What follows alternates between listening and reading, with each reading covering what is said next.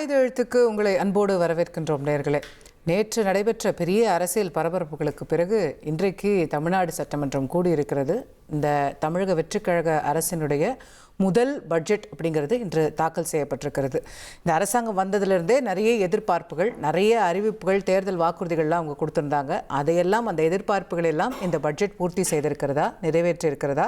ஆளுங்கட்சி எதிர்க்கட்சி எல்லாம் ஒவ்வொரு விதமான கருத்தை வச்சுருப்பாங்க. விரிவாக விவாதிக்கலாம். தமிழ்நாட்டினுடைய அடுத்த 5 ஆண்டுகளினுடைய நிதிநிலை எதிர்காலத்தை இந்த பட்ஜெட் நமக்கு எந்த பாதையை காட்டுகிறது கேட்போம். இன்றைய நிகழ்ச்சியில் நம்மோடு இணையக்கூடிய விருந்தினர்கள் அண்ணா திராவிட முன்னேற்றக் கழகத்தின் சார்பில் திரு கல்யாணசுந்தரம் அவர்கள் நம்மோடு இணைந்திருக்கின்றார். தமிழக வெற்றிக் கழகத்தின் திரு வீர விக்னேஸ்வரன் மற்றும் திமுகவின் திரு ராஜீவ் காந்தி அவர்கள் நம்மோடு இணைகின்றார்கள்.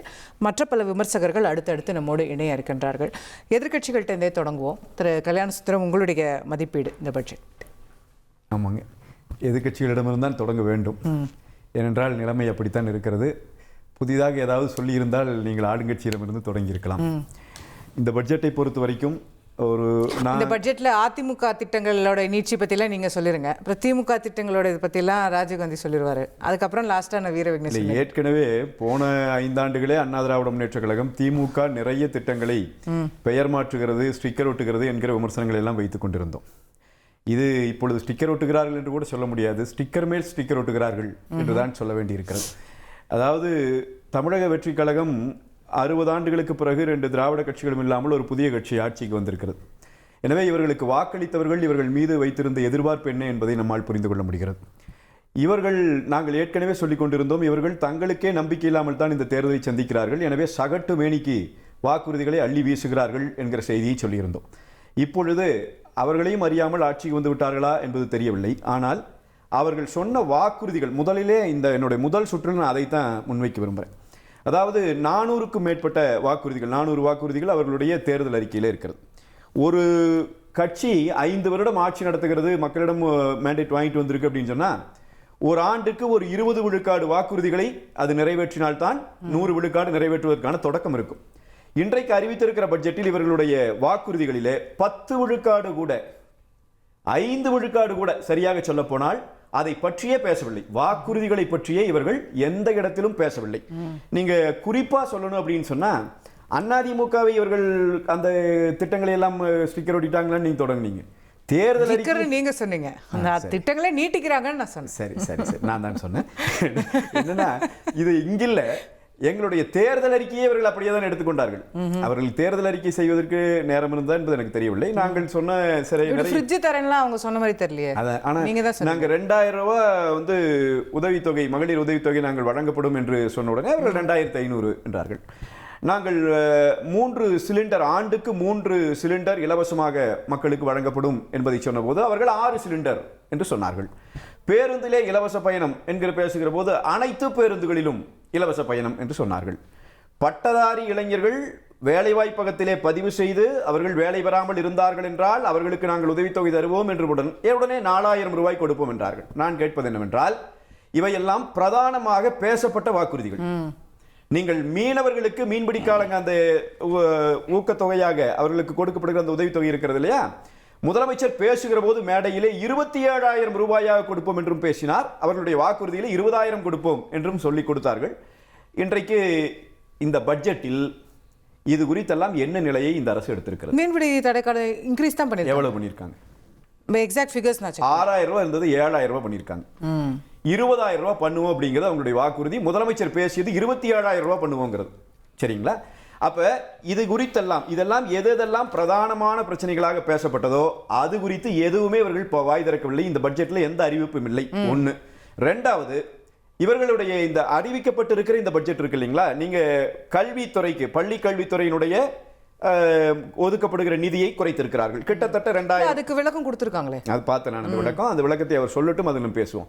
2000 அல்லது 2000, அதுதான் அமைச்சரே சொல்லிட்டார்ல வினோ. அதுக்கப்புறம் வீர விக்னேஸ்வரன், நம்ம விவாதம் கொஞ்சம் சூடா இருக்கணும்ல. ஒரு 2000 2500 இல்ல, அது ஜஸ்ட் ஒரு அட்ஜஸ்ட்மென்ட் தானே சொல்லிருக்காங்க. அவங்க ஓவர் எஸ்டிமேட் பண்ணாங்க, இப்போ நாங்க கரெக்டா எஸ்டிமேட் பண்ணி சொல்லிருக்கோம். நான் சொல்றேங்க, உங்களுக்கே நான் சொல்றேன், இதே போன பட்ஜெட் வந்தபோது நாம் உட்கார்ந்து இங்க பேசுகிற போது 45,000 கோடி ரூபாயை போன அன்பில் மகேஷ் அவர்கள் கல்வி அமைச்சராக இருந்து அறிக்கும் போது அன்றைக்கு இதே தாவேக்காவினர் என்ன பேசினார்கள் என்பதை எடுத்து பாருங்க. பத்தாதுன்னாங்களா? ஆமா. இன்னைக்கு நான் இந்த தந்தி டிவி விவாதமே இருக்கிறது, நான் எடுத்து கொடுக்கிறேன். அமைச்சர் பேசணுன்னே அதை நான் பார்க்கிறேன். இப்ப நீங்க நிதியை குறைத்திருக்கிறீர்கள். நிதியை குறைத்திருப்பதில் எனக்கு இருக்கிற ஆச்சரியம் என்னவென்று சொன்னால், குறிப்பாக பள்ளி கல்வித்துறை, உயர்கல்வித்துறைக்கும் நிதியை குறைச்சிருக்கிறீங்க. அது ஒரு 150-200 கோடி ரூபாய் பக்கம், அதுக்கும் கம்மியாக தான் கொடுத்துருக்கிறீங்க. அதுல பள்ளி கல்வித்துறையிலே பெரும்பாலான தொகை என்பது ஆசிரியர்களினுடைய சம்பளத்திற்காக போகிற தொகை. அப்படி என்றால் ஆசிரியர்களினுடைய தட்டுப்பாடு, ஆசிரியர்கள் நிறைய ரிட்டையர்ட் ஆகுறாங்க, அவங்களுக்கு போகிற சம்பளம் குறைக்கப்படும் என்பது தெரிகிறது. அந்த இடங்களை ஃபில் பண்றதுக்கான எந்த விதமான சிந்தனையும் இவர்களுக்கு இல்லை என்பதும் இந்த அறிவிப்பிலே புரிந்து விடுகிறது. இது இன்னொரு செய்தி மட்டும் நான் சொல்லிடுறேன், நண்பர் அதுக்கு விளக்கம் கொடுக்கிறது தயார். அதே மாதிரி திட்டங்களை அறிவிக்கிறீர்கள் இல்லையா, இந்த திட்டங்களிலே ஒரு குறைந்தபட்ச ஒரு விஞ்ஞானபூர்வமான அணுகுமுறை ஒன்று இருக்க வேண்டும் இல்லையா? நாம் எல்லாம் இந்த 2026 வாழ்றோம். இப்ப அண்ணா திராவிட கொண்டு வரேன்னு சொல்லியிருக்காங்க. அதுதான் பிரச்சனை. இப்ப நான் உங்களுக்கு குறிப்பிட்டு காட்டுறேன் பாருங்க. எல்லாம் இவங்க கொண்டு வரட்டும், ட்ரைனிங் கொடுக்கட்டும். ஒவ்வொரு காலத்தில் கம்ப்யூட்டர் வந்தபோது கம்ப்யூட்டர் கொண்டு வந்தோம் அரசுகள். அப்புறம் அது வளர்ச்சிகள் நிலைகளில் வரும்போது ஒரு வளர்ச்சி நிலையில் அறிவித்தோம். அதில் நான் மாறுபடல. ஆனால் நான் கேட்பது சாதாரணமான ஒரு விஞ்ஞான ரீதியான அப்ரோச் ஒன்று இருக்கணும். எப்பவுமே ஒரு சயின்டிஃபிக் அப்ரோச் இருக்கணும். இப்ப அண்ணா திராவிட முன்னேற்ற கழகம் தாலிக்கு தங்கம் என்கிற திட்டத்தை கொண்டு வந்தது. புரட்சி தலைவி அம்மா அவர்கள் கொண்டு வந்தார். புரட்சி தமிழர் எடப்பாடியார் ஆட்சியிலும் அது தொடர்ந்தது. இந்த திட்டத்தினுடைய நோக்கம் என்ன? பெண்கள் படிக்கணும், அவங்க அந்த கிராஜுவேட்டை முடிச்சுட்டு கல்யாணம் பண்ணணும். அப்பதான் அருமையா சொல்றீங்க. அப்ப இந்த திட்டம் தாலிக்கு தங்கம் கொடுக்கணுங்கிறது நோக்கம் அல்ல. இதோட நோக்கம் என்னன்னா, பெண்கள் கல்வி அதுவும் குறிப்பா அந்த வயது வந்த பெண்கள் கல்விக்கு பள்ளிக்கூடம் போறது தடுத்து நிறுத்தப்படுகிறார்கள் என்கிற சமூக பிரச்சனை இருந்த போது இந்த பிரச்சனைக்கு எப்படி தீர்வு கொண்டு வருவது என்பதை யோசித்து, அந்த 8வது வரைக்கும் படிச்சிடுற புள்ள 12வது படிச்சாங்கன்னு சொன்னா அவங்க திருமணத்துக்கு வரும்போது இந்த தொகையும் இந்த பவுன் நகையும் கொடுக்கிறோம். அவங்களே டிகிரி முடிச்சாங்கன்னா இவ்வளவு நகையும் இவ்வளவு பணம் கொடுக்கிறோம். இதற்காக ஒரு திட்டத்தை உருவாக்கி அது கைமேல் பலனும் கொடுத்தது, பெண் கல்வி அதிகரித்தது. இப்ப இதை பார்த்துதான் இவங்க தாய்மாமன் சீர் என்று போனார்கள். இப்போ 1 கிராம் மோதிரம் கொடுக்கிறேன் என்று சொல்லுகிறார்கள். கிட்டத்தட்ட 600 கோடி ரூபாய் இல்லைங்களா? உயர்கல்விக்கு ஒதுக்கிய தொகையை எடுத்ததை விட ஒரு 3 மடங்கு அதுக்கு ஒதுக்கி இருக்கிறாங்க. இந்த திட்டத்தினுடைய நோக்கம் என்ன? இந்த திட்டம் எந்த வகையிலே சமூகத்தினுடைய வளர்ச்சிக்கு பயன்படும் அப்படின்னா, ஒரே ஒரு நோக்கம் தான் இந்த திட்டத்துக்கு இருக்க முடியும். அரசு மருத்துவமனைகளிலே பிரசவம் பார்த்துக் கொள்ளுகிறவர்களின் எண்ணிக்கையை அதிகரிக்க வேண்டும் என்று அரசு விரும்பினால் இந்த திட்டம் பயனுள்ள திட்டம். ஆனால் ஏற்கனவே தமிழ்நாட்டில் அரசு மருத்துவமனைகளிலே பிரசவம் பார்ப்பது சரியாக இருக்கிறது நடக்குது. எனவே அதை இப்ப டெவலப் பண்ண வேண்டிய தேவை அரசுக்கு இல்லை. அப்படின்னா எந்த விதமான சயின்டிபிக் அப்ரோச்சும் இல்லாமல் ஒரு பட்ஜெட்டை கொடுத்திருக்கிறார்கள் என்பது என் குற்றச்சாட்டு. இந்த 3 விஷயங்களை தான் நான் இப்ப முதல் சுற்றுல பிரதானமா வைக்கிறேன். 1 வாக்குறுதிகள், 2வது கல்வித்துறை உட்பட அடிப்படை இருக்கிற விஷயங்களுக்கு மாத்துனது, இவங்க பேசினதோட இவங்க மாறுபட்டது, 3வது இவங்களுடைய பட்ஜெட்ல ஒரு சயின்டிபிக் அப்ரோச் இல்லைங்கிறது. இந்த 3 தான் என்னுடைய குற்றச்சாட்டு. வீரா பதில் சொல்லிடுறீங்களா? அப்புறம் திமுக முடிச்சுட்டு வரட்டுமா? ராஜீவ் வணக்கம். வணக்கம். என்னுடைய நண்பர் கல்யாண சுந்தரம் பேசுவதை அப்படியே தான் ஆமோதித்தாக வேண்டும். நான் இல்லையா பின்ன திமுக கேள்வி 2 பேரும் ரொம்ப நாள் கழிச்சு ஒரே அணியில் இருக்கிறீங்க.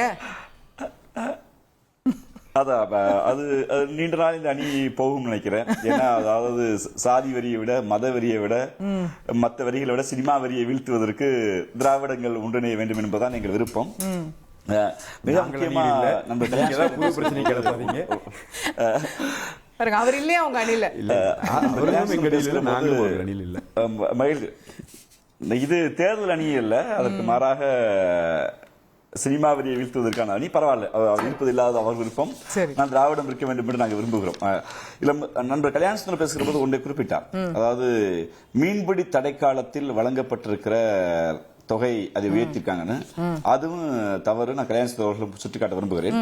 2023 ஆகஸ்ட் மாதம், அதான் 2023 ஆகஸ்ட் மாதம் ஒரு அறிவிப்பு வந்தது. அப்ப என்ன சொன்னாங்கன்னா, 24 இருந்து ஏப்ரல் 15 ஜூன் 2 மாதத்துக்கு இந்த 61 நாளுக்கு தடை காலத்துக்கு எங்கள் முதல்வர், எங்கள் தலைவர் அன்னைக்கே 5000 to 8000 உயர்த்தியாச்சு. ஜீவோ வந்து இன்னைக்கு மீனவ குடி மக்கள் வாங்கியிருக்காங்க. அதைத்தான் எங்களுடைய கட்சியுடைய நிர்வாகிகள் மரியாதைக்குரிய அண்ணன் KP சங்கர் முன்னாள் சட்டமன்ற உறுப்பினர் அது அறிக்கையில் மிக தெளிவாகவே ஒவ்வொரு மீனவர் வீட்டுக்கும் மீனவர் தடை காலத்தில் 8000 ரூபாய் போகிறது. ஆனால் விஜய் அரசாங்கம் 20,000 கொடுப்போம் என்று தேர்தல் வாக்குறுதி கொடுத்து 27,000 கொடுப்போம் என்று மேடையில் பேசிய மரியாதைக்குரிய விஜய் அவர்கள் இன்னைக்கு 8,000 7,000 ஆக்கிட்டார். இவங்க எவ்வளவு கவனக்குறைவா இருக்காங்க முக்கியம். அவர் நோக்கம் அதுவா எனக்கு தெரியல. ஆனா இவர்கள் எவ்வளவு கவனக்குறைவாக இருக்கிறார்கள். ஏன்னா இவர்களுக்கு ஒரு இலக்கு இல்லை. மிக முக்கியம். ஏன் இலக்கு இல்லை நாங்க சொல்றோம்னா, உங்களுக்கு தெரியும் ஆட்சி பொறுப்பேற்றவுடன் நீங்களே தலைப்பு செய்து போட்டீங்க. சென்னை உயர்நீதிமன்றத்தின் வழக்கறிஞர் ஒருவர் தன் பங்காக 1,23,000 ரூபாய் DDயை முதலமைச்சரிடம் ஒப்படைத்தார். எதுக்கு? தமிழ்நாடு அரசு ஒவ்வொரு குடிமகன் தலையிலையும் 1,23,000 ரூபாய் கடன் வச்சிருக்கான் அப்படின்னு ஒரு நெரேட்டிவ் செட் பண்ணாங்க.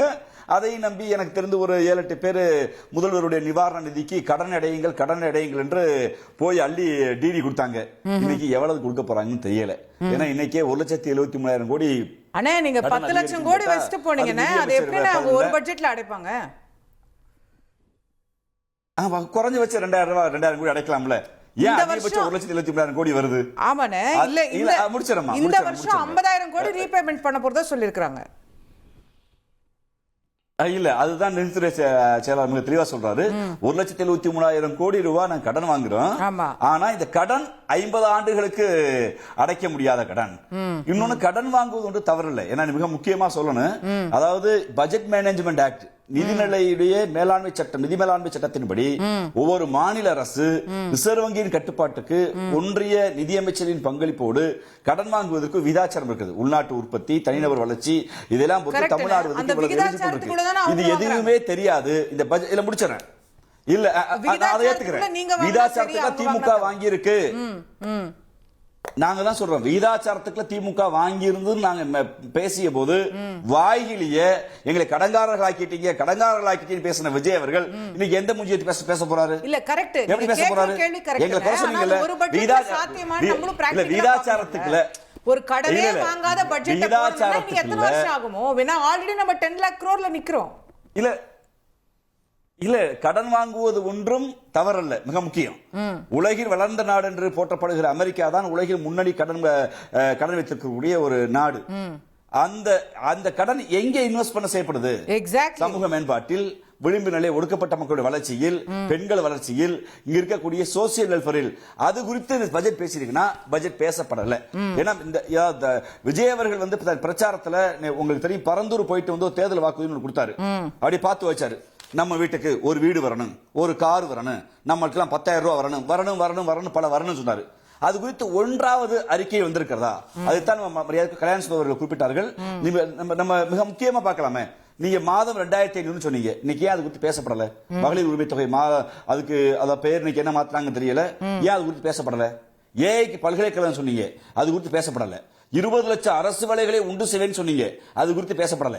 விவசாயிகள் கடனை முற்றிலும் முதலமாக ஒழித்துருவேன்னு சொன்னீங்க, அது குறித்து பேசப்படல. இங்க கல்வி கடன் 20 லட்சமாக உயர்த்தப்படீங்க, அது குறித்து பேசப்படல.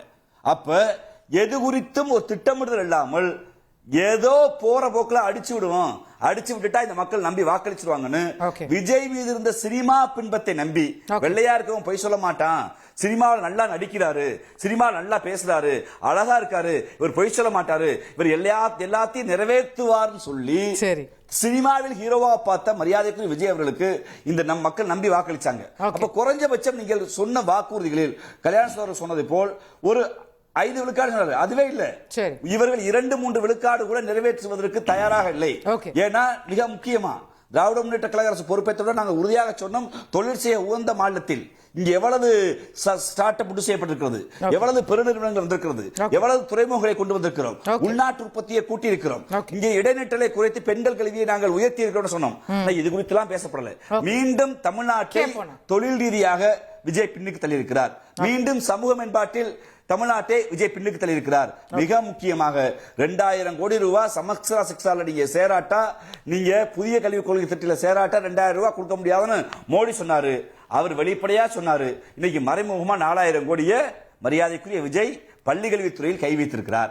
நீங்க தொல்லியல் துறை கீழடி குறித்து மிகப்பெரிய விவாதம் நடக்கிறது. கேப்போம். நிறைய கேள்விகள் போயிட்டே இருக்கு. ரெண்டு பேரும் கேள்வி ஒன்றே முடிச்சிடுறேன். தமிழ்நாடு வளர்ச்சியில ஒரு நிதி ஒதுக்கப்படல. ஒரு தமிழர் விரோத போக்கோடு தான் எந்த தொலைநோக்கு திட்டமும் இல்லாமல் இந்த அரசு வந்திருக்கிறது. வேற வழி இல்லைங்க சாமி அப்படின்னு இனிமேல் யாசகம் தான் கேட்க போறாரு அவரு. ஓகே, வீர விக்னேஷ் ஸ்டார்டிங்லே ராஜீவ்காந்தி அண்ணனுக்கு நன்றி. பங்காளிகளின் பாசத்தை வெளிப்படுத்தி அவங்க கேள்வி ஏகப்பட்டது கேட்டிருக்காங்க. நான் வரேங்க. ஏன் இதுல என்ன இருக்கு? பங்காளிகள் 2 பேரும் 60 ஆண்டுகளாக தமிழகத்தை கொள்ளையடித்து குடும்பத்திற்கு சொத்து சேர்த்து அது 30% ஜிஎஸ்டி போடுற மாதிரி, மத்திய அரசு ஜிஎஸ்டி போடுற மாதிரி நீங்க குடும்பத்தோட டாக்ஸ் 30% போட்டு தான் இவ்வளவு பெரிய கடன்ல இருக்கு. அதாவது கடந்த 5 ஆண்டுகள்ல மட்டும் டபுள் த ரேட். அந்த 30% பட்ஜெட்ல குறைச்சிருக்கணும்ல. நான் முடிச்சிடுறேன். அது எப்படின்னா ஒரு வேர்டு கூட பேச வேண்டாம். நான் அதுக்கு என்னன்னு பேச விடுறேங்க. 30% தமிழ்நாட்டின் வருவாய் ஒரே ஆண்டுல 30% ஏறி இருக்கு. அதாவது நான் என்ன சொல்ல வரேன்னா, இவங்களோட மிஸ்கவர்னன்ஸ் தான் இந்த அளவுக்கு ஒரு அட்மினிஸ்ட்ரேஷன் மால் அட்மினிஸ்ட்ரேஷன் நடந்திருக்கு. அதுக்கு பிடிஆர்என்னோட ஆடியோவே சாட்சி. உங்க கட்சியில் இருக்க பிடிஆர்என்னோட ஆடியோவே சாட்சி. அதனால அப்புறம் சினிமா வெறின்னு அண்ணன் சொல்றாரு. அண்ணனுக்கும் உதயண்ணனுக்கும் என்ன பிரச்சனைன்னு தெரியல. அந்த உள்கட்சி கோவத்தெல்லாம் இங்கே காமிக்கிறீங்க. அங்கே போய் சொல்லுங்க சினிமா வெறி பற்றிலாம். உதயண்ணன் போய் சொல்லுங்க. அவர் என்னமோ இஸ்ரோ சயின்டிஸ்ட் மாதிரியும், இஸ்ரோ சயின்டிஸ்ட் நேராக எதிர்கட்சி தலைவர் ஆன மாதிரியும் மற்றவங்களும் நீங்கள் குறை சொல்றீங்க. அதெல்லாம் இல்லைக்கா, சொன்னதுக்கு பதில் சொல்லிட்டீங்கல்ல. அடுத்து இப்போதைய தமிழக அரசோட நிதி நிலைமைக்கு ஏற்ப என்ன செய்ய முடியுமோ பிராக்டிக்கல் எங்க தலைவர் சொல்ற மாதிரி தான் வீரவசனமா திமுக காரங்க மாதிரி பேசிட்டு பம்மாம என்ன பிராக்டிக்கலா என்ன செய்ய முடியுமோ அதை செஞ்சிருக்கோம். நாங்க இது இப்பவே எல்லாத்தையும் செஞ்சுட்டோம். திமுக மாதிரி நாங்க கொடுத்த வாக்குறுதியை 95% நிறைவேற்றணும்னு பச்சை பொய்யை சொல்லலாம். நாங்க நீங்க சொன்னீங்களே, இப்ப என்ன இத்தனை கேள்வி கேட்டா நான் கேட்கிறேன். 5 வருஷம் டேர்ம் முடிச்சிட்டீங்களே, 50 லட்சம் வாக்குகளுக்கு மேல நீங்க ஏன் திரும்ப இழந்தீங்க? ஓல்டு பென்ஷன் ஸ்கீம் இம்ப்ளிமெண்ட் பண்றேன்னு சொன்னீங்க, இம்ப்ளிமெண்ட் பண்ணீங்களா? ஸ்டூடெண்ட்ஸோட கல்வி கடனை தள்ளுபடி பண்றேன்னு சொன்னீங்க, தள்ளுபடி பண்ணீங்களா? வேஜ் எம்ப்ளாயருக்கு ஃபுல் டைம் நான் கவர்மெண்ட் வேலை தரேங்கிறீங்களே, நீங்க தந்தீங்களா? உங்களுக்கு எங்களை பத்தி கேட்கறதுக்கு தகுதியே கிடையாது. உங்களை மாதிரி நாங்கள் ஃபால்ஸ் ப்ராமிஸ் தரல. இந்த இப்ப இருக்கிற நிதி நிலைமையில, அதாவது கடன் சார்ந்து மட்டும் ஒரே ஒரு பெண்களுக்கு 2500 ரூபாய் கட்டாயம் வரப்போகுது. இல்ல, ஒரு ஃபண்டமெண்டலான விஷயத்தை மட்டும் நான் சொல்லிக்கிறேன். அதுக்கு இதுதான் நீங்க அடுத்து கேட்கறதுக்கான பதில். அதாவது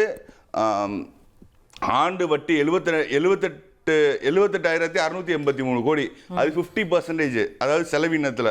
அதே மாதிரி கடனை திருப்பி செலுத்துறது 51,971 கோடி, 9.9% அந்த நம்மளோட எக்ஸ்பெண்டிச்சர்ல. இது எல்லாத்தையும் குமுலேட்டிவ் பார்த்தா 1,30,654 கோடி இந்த 10 லட்சம் கடன் சார்ந்தே செலவாகுது. ஒன்னு ரீபேமெண்ட்டுக்கு ஆகுது, இல்ல வட்டிக்காகுது. இதற்கு நாங்க 2 மாசம் ஆட்சிக்கு வந்த எங்க தலைவர் தான் காரணமா? நாட்டு மக்கள் பார்த்துட்டு இருக்காங்க. ஒரு குடும்பம் தமிழகத்தை 60 ஆண்டுகளாக கொள்ளையடித்ததை நீங்க இங்க வேணவே வேணான்னு தான் உங்களை வீட்டுக்கு அனுப்பியிருக்காங்க. 55 லட்சத்து ஓட்டுக்கு மேல இழந்திருக்கீங்க. என்ன முடிச்சுக்கிறேன். அதாவது 1,30,654 கோடி ரூபாய் 2 பேருக்கு பதில் சொல்றாரு. அவர் முடிக்கட்டும். இவ்வளவு கடனை ஒரு டெப்ட் சம்பந்தமா செலவு பண்ணிட்டு நிதி ஆதாரம் ரொம்ப ஸ்கேர்சிட்டியா இருக்கனால அந்த திட்டங்கள்ல என்ன திட்டங்களை செய்ய முடியுமோ அதை செஞ்சிருக்கோம். நீங்க கேட்கிற கேள்வி போய் நீங்க அதை செஞ்சிருக்கீங்க, அதை செஞ்சீங்க. மனசாட்சியோட சொல்லுங்க. 1000 ரூபாய் திட்டம் கொண்டு வந்தீங்களா, மகளிர் உரிமை திட்டம். அந்த மகளிர் உரிமை திட்டத்துல 2 வருஷம் கழிச்சு செப்டம்பர் மாசம் செஞ்சீங்க. ஏன் நீங்க செய்யல? இன்னைக்கு உதயநிதி கேக்குறாரு, நீங்க 2021ல செய்யல. 2 வருஷம் கழிச்சு தான் செய்ய போறீங்க. நான் கேக்குறது உங்களுக்கு தார்மீக உரிமை இல்லன்னு சொல்றேன். நீங்க பேசுறது அதாவது அண்ணன் கேட்டதுக்கு பதில் அது சரி இல்ல. இப்ப நான் கேக்குறேன். நான் என்ன கேக்குறேன்னா, நான் வெளிப்படையா கேக்குறேன். இல்ல விக்னேஷ், நீங்க அத சொன்ன மாதிரி கல்யாணம் நீங்களும் சேர்ந்து திமுக ஆட்சியில என்ன விமர்சிச்சீங்கன்னா, மகளிர் உரிமை தொகை சொன்னீங்க, 12 மாசம் 13 மாசம் கழிச்சு கொடுத்தீங்க. அந்த அரியர்ஸ் எல்லாம் எப்ப 2 வருஷம் கழிச்சுக்கா நீங்க என்னங்க டிஎம்கே சப்போர்ட் பண்றீங்க? சரி சாரி 2020 மாசமா கொடுத்தாங்க 20 மாசமா 23 மாசமா? அப்ப இந்த அரியர்ஸ் எல்லாம் எப்ப கொடுக்க போறீங்க நீங்க ரெண்டு பேரும் சேர்ந்து கேட்டீங்களா? நான் என்ன கேக்குறேன், இப்போ அதே மாதிரி தாவேக்கு அரியர்ஸ் எல்லாம் எப்ப கொடுப்பீங்கன்னு கேட்டாங்க. நான் என்ன கேக்குறேன்னா இப்ப அதுக்கு தான் நான் இவ்வளவு சொன்னேன். 1,30,000 கோடிக்கு மேல இந்த டெப்டுக்கே செலவு பண்ற மாதிரி இருந்தா நிதி ஆராம் தான் ஷார்டேஜ். அதே தானப்பா இன்னைக்கு அவங்களும் சொன்னாங்க. ஏங்க அவங்க அதாவது அதிமுக ஆட்சி முடிகிறப்ப 5 லட்சம் கோடி இருந்துச்சு, இன்னொரு 5 லட்சம், அதாவது டபுள் த அமௌண்ட். நாங்க 20 லட்சம் கோடி கடன் வாங்கிட்டு போன மாதிரி இப்ப 10 லட்சம் கோடி இருக்குல்ல, நீங்க 5 லட்சம் கோடி டெப்ட் ஆக்கிருக்கீங்க. இப்ப நாங்க எங்களுக்கு 1,30,000 கோடினா அன்னைக்கு நீங்க 80,000 கோடி தான் செலவு பண்ண ஏடிஎம்கே காரங்க வாங்கின கடனை நீங்க கட்டியிருந்தா கூட 80,000 தான் வந்திருக்கும். இன்னைக்கு நான் எங்களுக்கு எவ்வளவு பெரிய டெப்ட் இருக்கு, இதுல நாங்க என்ன செய்ய முடியுமோ நாங்க வந்து எங்க தலைவர் வந்து என்னென்ன ப்ராமிசஸ் கொடுத்தாரோ அதை நாங்க செஞ்சிருக்கோம். குறிப்பா வந்து மாணவர்களுக்கு அந்த பிராமிஸ் தான் என்ன இல்ல நான் மாணவர்கள் என்ன ஒரு விமர்சனம் எழுதுனா அதிமுகவோட ஸ்கீம்ஸ் திமுகவோட ஸ்கீம்ஸ் இதுதான் இதுல இருக்கு. அதாவது ஸ்டூடண்ட்ஸ்க்கு லேப்டாப் இதுல அப்படினா ஸ்டூடண்ட்ஸ்க்கு லேப்டாப் அது அதிமுக எந்த ஸ்டூடண்ட்ஸ்க்கு? பள்ளி மாணவர்களுக்கு அதாவது பள்ளியா கல்லூரியா? ஸ்டூடண்ட்ஸ் ஸ்கூல் ஸ்டூடண்ட்ஸ்க்கு ஸ்கூல் முடிச்சு கல்லூரி போகும்போது. அக்கா நீங்க ஒன்னு புரிஞ்சுங்க, கல்லூரி மாணவர்களுக்கு அட்மினிஸ்ட்ரேஷன்ல எதுவுமே அளக்கு கிடையாது, ஒன்னு சம்பந்தப்பட்டது கிடையாது. நாங்க வந்து என்னென்ன மக்கள் கிட்ட வாக்குறுதி கொடுத்து நாங்க வந்தப்போ வந்து இவங்களும் 2,500 நாங்க 2,500 சொன்னா அவங்க 2,000 சொன்னாங்க. இப்ப நாங்க அந்த ஸ்கீம் இம்ப்ளிமெண்ட் பண்ணா ஏடிஎம்கேயோட கிடையாது, நாங்க சொன்னதை நாங்க செய்ய முற்படுறோம். அதே மாதிரி இல்ல அதுதான் சொல்றேன். இப்போ லேப்டாப், ஆடு மாடு, தாலிக்கு தங்கம் இதெல்லாம் ஒரு கேட்டகரி அதிமுக ஸ்கீம்ஸ். அத மாதிரி திமுக ஸ்கீம்ஸ். நீங்க வந்து காலை உணவு இது நல்ல விஷயம் தான், தப்பு கிடையாது, நான் விமர்சனமா கூட சொல்லல. காலை உணவு நீங்க ரெண்டு கட்சிகளோட ஸ்கீம்ஸையும் தொடர்றது நல்ல விஷயம் தான். ஆனா உங்க தனித்துவம் எங்கன்ற தனித்துவம்னா இப்போ காலை உணவு திட்டம் பொறுத்தளவுல அது நீதி கட்சி, அதாவது சுப்ராயன் 1920 ஆரம்பிச்சாங்க, அதை அப்கிரேட் பண்ணி மதிய உணவு திட்டம். இப்ப காலை உணவு திட்டம் காமராஜர் கொண்டு வந்ததுக்கு முன்னாடி எடப்பாடியார் கொண்டு வந்தாரு. நீங்க அறிவிச்சீங்க, ஆனா இம்ப்ளிமெண்ட் பண்ணல. இல்ல சென்னை மாநகராட்சி பள்ளிக்கூடங்கள் நாங்க இம்ப்ளிமெண்ட் பைலட் பண்ணீங்களோ? அதே தமிழ்நாடு முழுக்க அதாவது இல்ல ஒவ்வொரு ஸ்கீமுமே வந்து ஒரு 100 இயர்ஸ்க்கு வந்து ஒரு லீகசி அது என்ஜிஓ பண்ணது. இருங்கண்ணே, ஒரு 100 இயர்ஸ் லீகசி இருக்கு. நாங்க மக்கள் கிட்ட என்னென்ன திட்டத்தை சொல்லியிருக்கோமோ அதை நாங்க இப்ப அறிவிச்சிருக்கோம். குறிப்பா வந்து என்ன சொல்ல விடுங்க, அண்ணன் சீர் திட்டத்துக்கு நாங்க எலெக்ஷன் மேனிஃபெஸ்டோல அண்ணன் சீர் தான் தாலிக்கு தங்கம். இல்ல அண்ணன் சீர் திட்டம் வந்து தாலிக்கு தங்கம் இவங்க கொண்டு வந்தது, அது தாய் மாமன் சீர். ஓ அது ஆமாமா அண்ணன் சீரா? அது தாய்மாமன் தங்க மோதிர திட்டம் நீங்க சொல்றது, அது வந்து குழந்தைக்கு தாலிக்கு தங்கம் பிளஸ் பட்டு புடவை. ஆமா தாலிக்கு தங்கம் கிடையாது, அண்ணன் சீர் திட்டம்னா ஒரு அதாவது இவங்களோட ஸ்கீம். அது தாலிக்குன்னு சொல்லக்கூடாது, அவங்க வளையல் வாங்கிக்கலாம், தோடு வாங்கிக்கலாம். என்ன அது அவங்களோட புதிய மாற்றம் வந்திருக்குது இல்ல, நீங்க இன்னும் பழைய பேரே சொல்லிட்டு இருந்தீங்க. என்ன அதாவது 1 லட்சம் வீடு கட்டிக்கிறதுக்கு, அதாவது வெள்ளி வீடு திட்டத்துல 3 லட்சத்துல 5 லட்சம் உயர்த்தி கொடுத்திருக்கோம் ஹவுசிங்க்கு. அதே போல சிங்கப்பெண் கனவு இல்லம்னு அவங்க வச்சிருந்தாங்க, நீங்க என்னென்ன பேர் வச்சிருந்தீங்க? நாங்க வீடு கட்டுறதுக்கு சிங்கப்பெண் திட்டத்து மூலமா சிங்கப்பெண் அதிரடிப்படை மூலமா உமன் சேஃப்டிக்கு நாங்க வந்து இது பண்ணிருக்கோம். அடுத்து வந்து இன்னொரு விஷயம் சொல்றேன், திமுக காரங்க மாதிரி கஞ்சா விற்பவங்களுக்கு மாநில பொறுப்பு கொடுக்காம ஸ்டிங் கொண்டு வந்து போதைப் பொருளை தடுக்கிறோம். இதை விட பெரிய மாற்றம் வராது. இன்டர்நேஷனல் ட்ரக் மாஃபியாவுக்கு மாநில பொறுப்பு பேச தகுதியே கிடையாது. தம்பி விக்னேஷ், ஆனா நீங்க பேசுறப்ப அமைதியா இருந்தீங்க, நீங்க என்னென்ன பேசுறீங்க? ஒரு அமைச்சர் வெரி கிரீன்லாம் பேசுனீங்க, நான் எவ்வளவு டீசென்ட்டா அமைதியா இருந்தேன். நான் அமைதியா இருந்தேன், நீங்க கொஞ்சம் பொறுமையா இருங்க. நீங்க எங்களை என்ன பேசுறீங்க? சரி அடுத்து நான் முடிச்சுக்கிறேன். தாய் கேர் சிஸ்டம் மூலமா பிரெக்னன்ட் உமனுக்கான சிறப்பு பராமரிப்பு சென்டர்ஸ் வந்து இது பண்றோம். இது வந்து அந்த பிரெக்னன்ட் லேடிஸ்க்கு பயன்படுறது ஹெல்த், அவங்களோட ஹெல்த் ஹைஜீனிக்கு வந்து இது பயன்படும். அதே மாதிரி மொபைல் கிளினிக் இதெல்லாம் ஏற்கனவே இருக்குல்ல இல்ல பிஹெச்சில ஒவ்வொரு பிரெக்னன்ட் உமனையும் ரெஜிஸ்டர் பண்றாங்க, வீடு வீடா போய் அத நாங்க அப்கிரேட் பண்றோம்.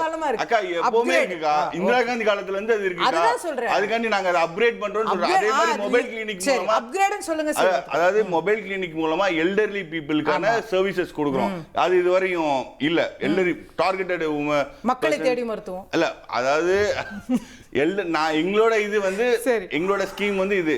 அது மாதிரி எல்லா விஷயத்துலயும் இப்ப இருக்கிற பினான்சியல் சிச்சுவேஷனுக்கு என்ன பண்ண முடியுமோ அதை பண்ணிருக்கோம். ஆனா ராஜ்மோகன் பத்தி 2 பேருமே அவங்க டிபார்ட்மெண்ட் பத்தி பேசினாங்க. அதுக்கு டிபார்ட்மெண்ட் பினான்ஸ் செக்ரட்டரியே சொல்லிட்டாரு.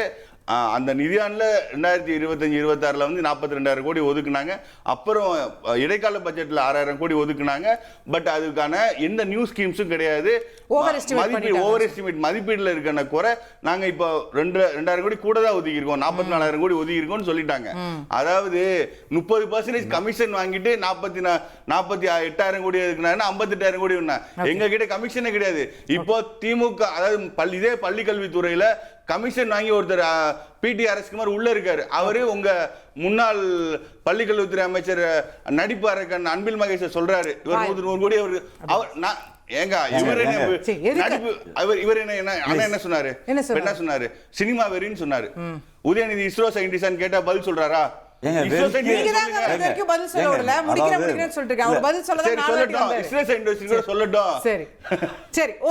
ஒரு ஆட்சியிலும் நமக்கு 2010ல இருந்து அதுக்கு முன்னாடில இருந்து கேட்டுட்டு இருக்கோம். 1 லட்சம் கோடி கடன், அப்புறம் 5 லட்சம் கோடி கடன், 10 லட்சம் கோடி கடன் ஏறிட்டு தான் போகுது. இந்த இஷ்யூவே நம்ம மறந்துடணுமா? இப்படிதான் இருக்க போகுதுன்னு எடுத்துக்கணுமா? இல்ல, இது ஒரு மிகவும் தவறான ஒரு அணுகுமுறை. என்னன்னா இவ்வளவு நாள் வந்து உங்களுக்கு ரெவென்யூ வந்து கூடிட்டு இருந்தனால இது வந்து ஓரளவுக்கு மேனேஜபிளா தோணுச்சு. ஒரு 2 வருஷம் ரெவென்யூ வந்து எதிர்பார்த்த அளவுக்கு கூடவில்லை என்றால் நிச்சயமாக இது வந்து இந்த debt to GDP ratio, borrowing percentage எல்லாத்தையும் தாண்டிடும். ஏற்கனவே கிட்டத்தட்ட எட்ஜ் வரைக்கும் வந்தாச்சு. மெயின் திங் அசோகா, 72,000 கோடி வெறும் வட்டி மட்டும் 72,000 கோடி. யோசிச்சு பாருங்க. 78,000 இப்போ அடுத்த வருஷம் 82,000 போயிட்டு. ஏன்னா the amount of net borrowing is increasing. So இப்ப நான் 78,000 கோடி இருக்கு, 5 வருஷத்துல நான் 30,000 கோடி ஆகிட்டேன்னா எனக்கு 40,000 கோடி எனக்கு வருங்கிற மாதிரி இல்ல. அடுத்த வருஷம் 80,000, 85,000. சோ இது வந்து நிச்சயமா கவலை அளிக்கிற விஷயம். ரெண்டாவது மிகவும் கவலை அளிக்கிற விஷயம், ஒரு அரசாங்கம் திட்டங்கள் வெறும் இலவச திட்டங்களுக்கு மட்டும் இருக்க முடியாது. இலவச திட்டங்களுக்கும் சம்பளத்தை கொடுக்கறதுக்கும் ஒரு அரசாங்கம் இருக்கக்கூடாது. அதை தாண்டி வேறு விஷயங்கள் டெவலப்மெண்ட்டுக்கு தான் இருக்கணும், வளர்ச்சிக்கு தான் இருக்கணும். எஸ், இந்த இலவசங்களில் ஓரளவுக்கு சோசியோ எக்கனாமிக் வளர்ச்சி இருக்கிறது, மக்களுடைய ஹியூமன் டெவலப்மெண்ட் இண்டெக்ஸ் வளர்கிறது, அதில் நான் மாற்று கருத்து இல்லை. ஆனால் இதை தாண்டி நான் ஒரு சிம்பிள் எக்ஸாம்பிள் சொல்றேன். தெலுங்கானா எடுத்துக்க, 20% கேபிட்டல் எக்ஸ்பெண்டிச்சர் பட்ஜெட்ல, 20% capital expenditure. Gujarat 18% capital expenditure. Maharashtra எல்லாம் நம்ம கம்பேர் பண்ண வேண்டிய மாநிலம். நம்ம போயிட்டு நம்ம பீகாரோட கம்பேர் பண்றோம், அது வேற விஷயம். அது வந்து அரசியல் காரணங்களுக்காக சொல்லிட்டு போலாம். நம்ம கம்பேர் பண்ற எல்லா மாநிலங்களும் கேபிட்டல் எக்ஸ்பெண்டிச்சர் 15% 20% வைத்திருக்கிறார்கள். நமக்கு எவ்வளவு இருக்கு சார்? 10%. 10%. இது வந்து மிகவும் கவலை அளிக்கிற. இதுவும் எது, கடன் வாங்கி 10%. இப்போ சுமார் 4,05,000 கோடி அசோகா. அதுல வந்து நீங்க எடுத்துக்கிட்டீங்கன்னா 10% எவ்வளவு வரும்? 40,000 கோடி. கரெக்டா? சோ இந்த 4,05,000 கோடியில் உங்களுக்கு 78,000 கோடி வட்டி, 1,74,000 கோடி உங்களுக்கு இது, 92,000 கோடி மானியம், அதுக்கப்புறம் சம்பளம் 41,000 கோடி, பென்ஷனும் சேர்த்து ஒரு 1.5 லட்சம் கோடி, 1.5 லட்சம் கோடி. இதெல்லாம் சேர்த்து பாத்தீங்கன்னா கடன் வாங்கி நம்ம சம்பளமும் பென்ஷனும் ரெவென்யூ எக்ஸ்பெண்டிச்சருக்கு கடன் வாங்க வேண்டிய. ஏன்னா 1,70,000 கோடி நீங்க வாங்குறீங்க கடன், 40,000 கோடி தான் நீங்க கேபிட்டல் எக்ஸ்பெண்டிச்சருக்கு வச்சிருக்கீங்க. அப்படின்னா 1,30,000 கோடி கடன் வாங்கி சம்பளம் கொடுக்கிறோம், பென்ஷன் கொடுக்கிறோம், இலவசங்கள் கொடுக்கிறோம், வட்டி கட்டுறோம். இது எங்க போய் முடியும்? சரி, திருப்பி மற்ற மாநிலங்களை பாருங்கள், எல்லா மாநிலங்களும் நம்ம வந்து இல்ல. பட் இதுக்கு என்ன சொல்யூஷன்? சொல்யூஷன் ரொம்ப சிம்பிள். நான் இன்னைக்கு இந்த பட்ஜெட்ல மிகப்பெரிய வரவேற்கக்கூடிய ஒண்ணுதான், அந்த 2,000 ரூபாயை அறிவிக்கல.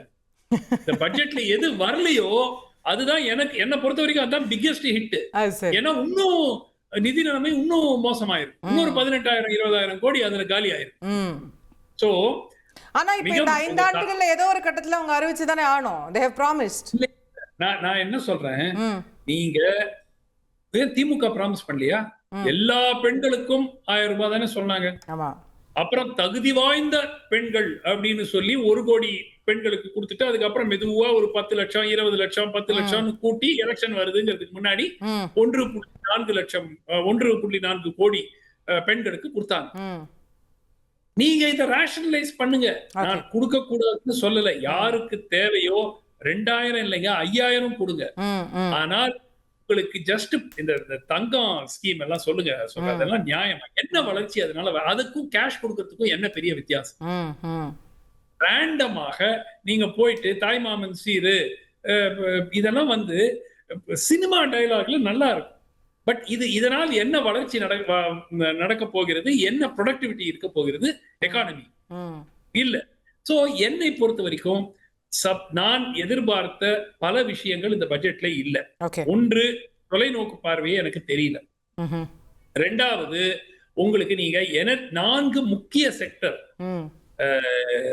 கல்வித்துறை, இது நீர்வளத்துறை, எனர்ஜி செக்டர், இது எல்லாத்துக்கும் நீங்க பட்ஜெட் அலோகேஷனை கட் பண்ணிருக்கீங்க. சரி, ஓரளவுக்கு இந்த கரப்ஷனை குறைக்கிறதுனால அது கொஞ்சம் காம்பன்சேட் ஆகும்னு வச்சுக்கோங்க. பட் ஓவராலா நீங்க இந்த முக்கியமான செக்டர்ஸுக்கு நீங்க அலோகேஷனை கட் பண்றீங்க. ஓகே, ரைட்டா? எனக்கு என்ன இந்த பட்ஜெட்ல மிகப்பெரிய ஒரு குறை என்றால், இந்த ஆண்டு அன்பாப்புலரான முடிவுகளை விஜய் எடுத்திருக்க முடியும். அவருக்கு பொதுமக்களிடையே பெரிய அளவுல ஒரு குட்வில் இருக்கிறது. இந்த அரசாங்கம் அன்பாப்புலரான முடிவுனா என்ன? Like what? Cutting subsidy, cutting government expenditure. Government expenditure ஏங்க நீங்க வருவாயை கூட்டுறதுக்கு மான்டேக் சிங் அலுவாலியா தலைமையில ஒரு குழு எவ்வளவுங்க கூட்ட, எப்படிங்க கூட்ட முடியும்? மான்டேக் சிங் அலுவாலியா வரி ஏத்தலாம். அது என்ன பெரிய, அது ஒரு பெரிய ஜீனியஸ். அது ஒரு எலக்ட்ரிசிட்டி பில்லை இன்க்ரீஸ் பண்றது, ரெஜிஸ்ட்ரேஷன் 1% கூட்டுறது, இது வந்து பியாண்ட் அ பாயிண்ட். இதுதான் வந்து மக்களுக்கு சுமையா திமுக அரசுல பண்ணாங்கல்ல. நாங்கள் மிகப்பெரிய சாதனை எலக்ட்ரிசிட்டி போர்டுல பண்ணோம்னாங்க. எப்படி எலக்ட்ரிசிட்டி பில்லை ஏத்துனாங்க, ப்ராப்பர்ட்டி டாக்ஸை ஏத்துனாங்க. சோ அது வந்து ஒரு பெரிய சாதனையாக நம்ம ஒரு பெரிய செலவு. நீங்க எவ்வளவுக்கு எவ்வளவு நீங்க வருவாயை கூட்டுற முயற்சி, வருவாயை நீங்க கூட்டினீங்கன்னா இப்போ வர்ற உங்களுக்கு 2.25 லட்சம் கோடியோ 2.5 லட்சம் கோடியோ கூட 10% நீங்க கூட்டுங்களேன், 20,000 கோடி வரப்போகுது. அது ஒரு டிராப் இன் தி ஓஷன். நீங்க இவ்வளவு 11-12 லட்சம் கோடி கடனை வச்சுக்கிட்டு அந்த சுமையில தவிக்கக்கூடிய ஒரு அரசாங்கத்துக்கு ஒரு 10,000 கோடியோ 20,000 கோடி கூட்ட போறீங்க. ஆனால் எலிபென்ட் இந்த ரூம் வந்து கவர்மெண்ட் எக்ஸ்பெண்டிச்சர். அந்த எக்ஸ்பெண்டிச்சரை நீங்க எங்க கட் பண்றீங்க? கேபிட்டல் எக்ஸ்பெண்டிச்சர்ல கட் பண்றீங்க. வளர்ச்சி திட்டங்களுக்கு போக வேண்டிய பணத்தை நீங்க தூக்கி சம்பளமும் என்ன ஆர்கியூ பண்ணுவாங்கன்னா சுமன் சார், இப்போ நாங்க சப்சிடிஸா கொடுக்கறதும் வளர்ச்சி திட்டங்கள் தானே. இப்போ ஒரு மாணவருக்கு லேப்டாப் கொடுக்கறது வளர்ச்சி திட்டம் தானே. பிரேக்ஃபாஸ்ட் ஸ்கீம் போடுறது வந்து வளர்ச்சி தானே. ஒவ்வொரு ஸ்கீமா போவோம். நான் சில திட்டங்கள் நிச்சயமாக அவசியம், அதுல மாற்றுக்கருத்தே கிடையாது. ஆனால் நீங்க தங்கம் கொடுக்கிறது, கவர்மெண்ட் ஹாஸ்பிட்டல்ல பிறக்கிற குழந்தைக்கு தங்கம் கொடுக்கிறதுக்கு how is it going to contribute to the economy? என்ன நான் என்ன சொல்றேன், அது 800 கோடி. ஓகே, அது 800 கோடிங்கிறீங்க. இந்த 1000 ரூபாய் ஸ்கீமை 2000 ரூபாய் ஆக்குங்க. ஆனால் 1.40 கோடி பெண்களுக்கு கொடுக்கறத 70 லட்சம் பெண்கள்னு ஆக்குங்க. only the deserving burden only யாருக்கு தேவையோ அவர்களுக்கு தாங்க கொடுக்கணும்.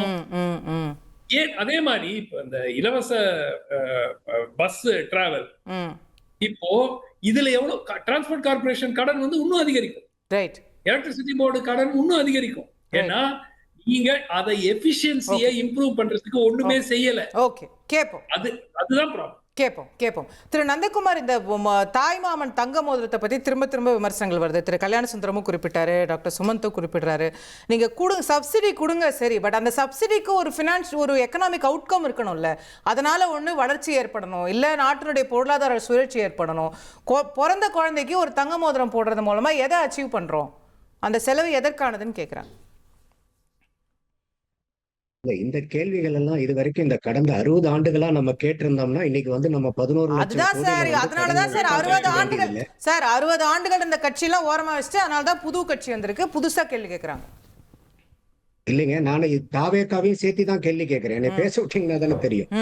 அப்போ இன்னைக்கு விஜய் அவர்களுக்கு வாக்களிச்சவர்கள் வந்து இந்த எல்லாம் மாற்று வேணும்னு தான் சொல்லி விட்டாங்களே ஒழிய, இது இவங்க மேனிபெஸ்டோ ப்ரிப்பேர் பண்ணீங்க தேவையில்லாம அடிச்சு விட்டு இருக்காங்க நிறைய. அதுதான் வந்து விஜய் அவர்களுக்கு ஒரு சேலஞ்சா வந்து நிக்குது இப்போ. சோ அதெல்லாம் சில வாக்குறுதிகள் எல்லாம் தேவையற்ற வாக்குறுதிகள். இப்ப நீங்க ஒண்ணு இல்லைங்க, நம்மளுடைய ரெவென்யூ டெபிசிட் வந்து 55,000 கோடி, கடன் 11 லட்சம் கோடி. நீங்க எப்ப முடியும்? நீங்க 11 லட்சம் கோடி வகுத்தல் 55,000 கோடி போடுங்க, சற்றேறக்குறைய 20 வருஷம் ஆகும். நீங்க ரெவென்யூ இத நீங்க டெபிசிட்ட கவர் அப் பண்ணிட்டு வந்தீங்கன்னாவே இன்னும் 18-20 வருஷம் ஆகும் நீங்க வந்து இந்த கடனை வந்து நலிஃபை பண்றது. இல்ல அதுக்குள்ள புது கடன் வேற வாங்கிடுவோம் அந்த 20 வருஷத்துல. இல்ல நான் வந்து இப்ப இருக்க ஃபர்தர் லோனே எடுக்கலன்னு நீங்க வச்சுக்கிட்டீங்கன்னா கூட நான் சொல்றேன் அசோகா. அப்போ இந்த ஸ்டேட் வந்து என்னதுல போக்கஸ் பண்ணணும்னாக்கா, இதுவரைக்கும் அரசாங்கங்கள் வந்து இதுவரைக்கும் ஆண்ட அரசாங்கம் பூரா தமிழ்நாடு இஸ் வெல்ஃபேர் ஸ்டேட்னு சொல்லி நம்ம கொண்டு முக்கச்சந்தில நிறுத்திட்டாங்க இப்போ. அப்போ நமக்கு வந்து பாத்தீங்கன்னாக்கா வெறும் ஜிஎஸ்டிபிக்கு வந்து பாத்தீங்கன்னா ஒரு 28% லிமிட் இருக்கு. ஆனா 27 வித்தின் த லிமிட். அதே மாதிரி எஃப்ஆர்பிஎம்ல வந்து பாத்தீங்கன்னா 3% வந்து வித்தின் த லிமிட்னு சொல்லும் போதே நான் எலெக்ஷனுக்கு முன்னாடி இருந்தே சொல்லிக்கிட்டு இருக்கேன், இது யார் ஆட்சிக்கு வந்தாலும் பெரிய இக்கட்டானது. ஏன்னா எனக்கு மூக்குக்கு கீழே தண்ணி இருக்கா Ashoka, I could able to breath. எனக்கு இப்ப உயிர் போகாது. ஆனா நான் கொஞ்சம் அசஞ்சனா கூட தண்ணி தழும்புச்சுன்னா it will go up my nose, I will die. அந்த மாதிரி சூழ்நிலையில இருந்துட்டு எனக்கு மூக்குக்கு கீழே தானே தண்ணி இருக்கு, நான் மூச்சு விட்டுக்கிட்டு இருக்கேன் போது கொஞ்சம் கூட ஆடாம அசையாம நிக்க வேண்டிய சூழ்நிலை. இப்ப அந்த சூழ்நிலையில விட்டுட்டு போன இந்த முந்தைய அரசாங்கங்களுக்கு இப்ப தாவேக்கா எடுத்திருக்கும் போது அவங்க இத உடனே வந்து ராடிக்கல் ரிஃபார்மும் பண்ண முடியாத சூழ்நிலையில இருக்கறனால இப்போ அவங்க பேலன்ஸ் பண்ண வேண்டியதா இருக்கு. வெல்ஃபேருக்கும் டெவலப்மென்ட்டுக்கும் கேள்வியே அந்த ராடிக்கல் ரிஃபார்ம் பண்றதுக்கான தருணம் இதுதானே. அதை பண்ணக்கூடிய ஒரே நபர் திரு விஜய் தானே. இன்னைக்கு அவருக்கு இருக்கிற பாப்புலாரிட்டிக்கு அவரால் செய்ய முடியுமே அப்படின்றத அவரோட கேட்கிற கேள்வியை. இல்ல கட்டாயமா செய்வாங்க. ஏன்னா அவரு பினான்ஸ் மினிஸ்டர் என்ன சொல்றாருன்னாக்கா, இந்த பிஸ்கல் கன்சாலிடேட் பண்றதுக்கு இன்னும் 2 more பட்ஜெட்ஸ் எடுக்குங்கிறார். அப்போ இந்த அளவுக்கு வந்து நம்மளுடைய பினான்சியல் சேலஞ்சு வந்து நமக்கு பிஸ்கல் சேலஞ்சு ஏகப்பட்டது இருக்கு. இப்ப நீங்க ஒண்ணு இல்லைங்க, நீங்க இந்த திமுக கொடுத்த வாக்குறுதி, அதிமுக கொடுத்த வாக்குறுதி, தாவேக்கா கொடுத்த வாக்குறுதி, இந்த 3ஐயும் எடுத்து நீங்க போட்டு அனாலிசிஸ் பண்ணி பாத்தீங்கன்னா சற்று ஏறக்குறைய 1.5 லட்சம் கோடி அடிஷனலா வேணும். யார் ஆட்சிக்கு வந்திருந்தாலும் இவங்க கொடுத்திருக்கக்கூடிய இலவசங்கள் எல்லாம் நிறைவேற்றுறதுக்கு. இதுக்கு இது திமுக தாவேக்கா அதிமுக நான் பிரிச்சு பார்க்கல.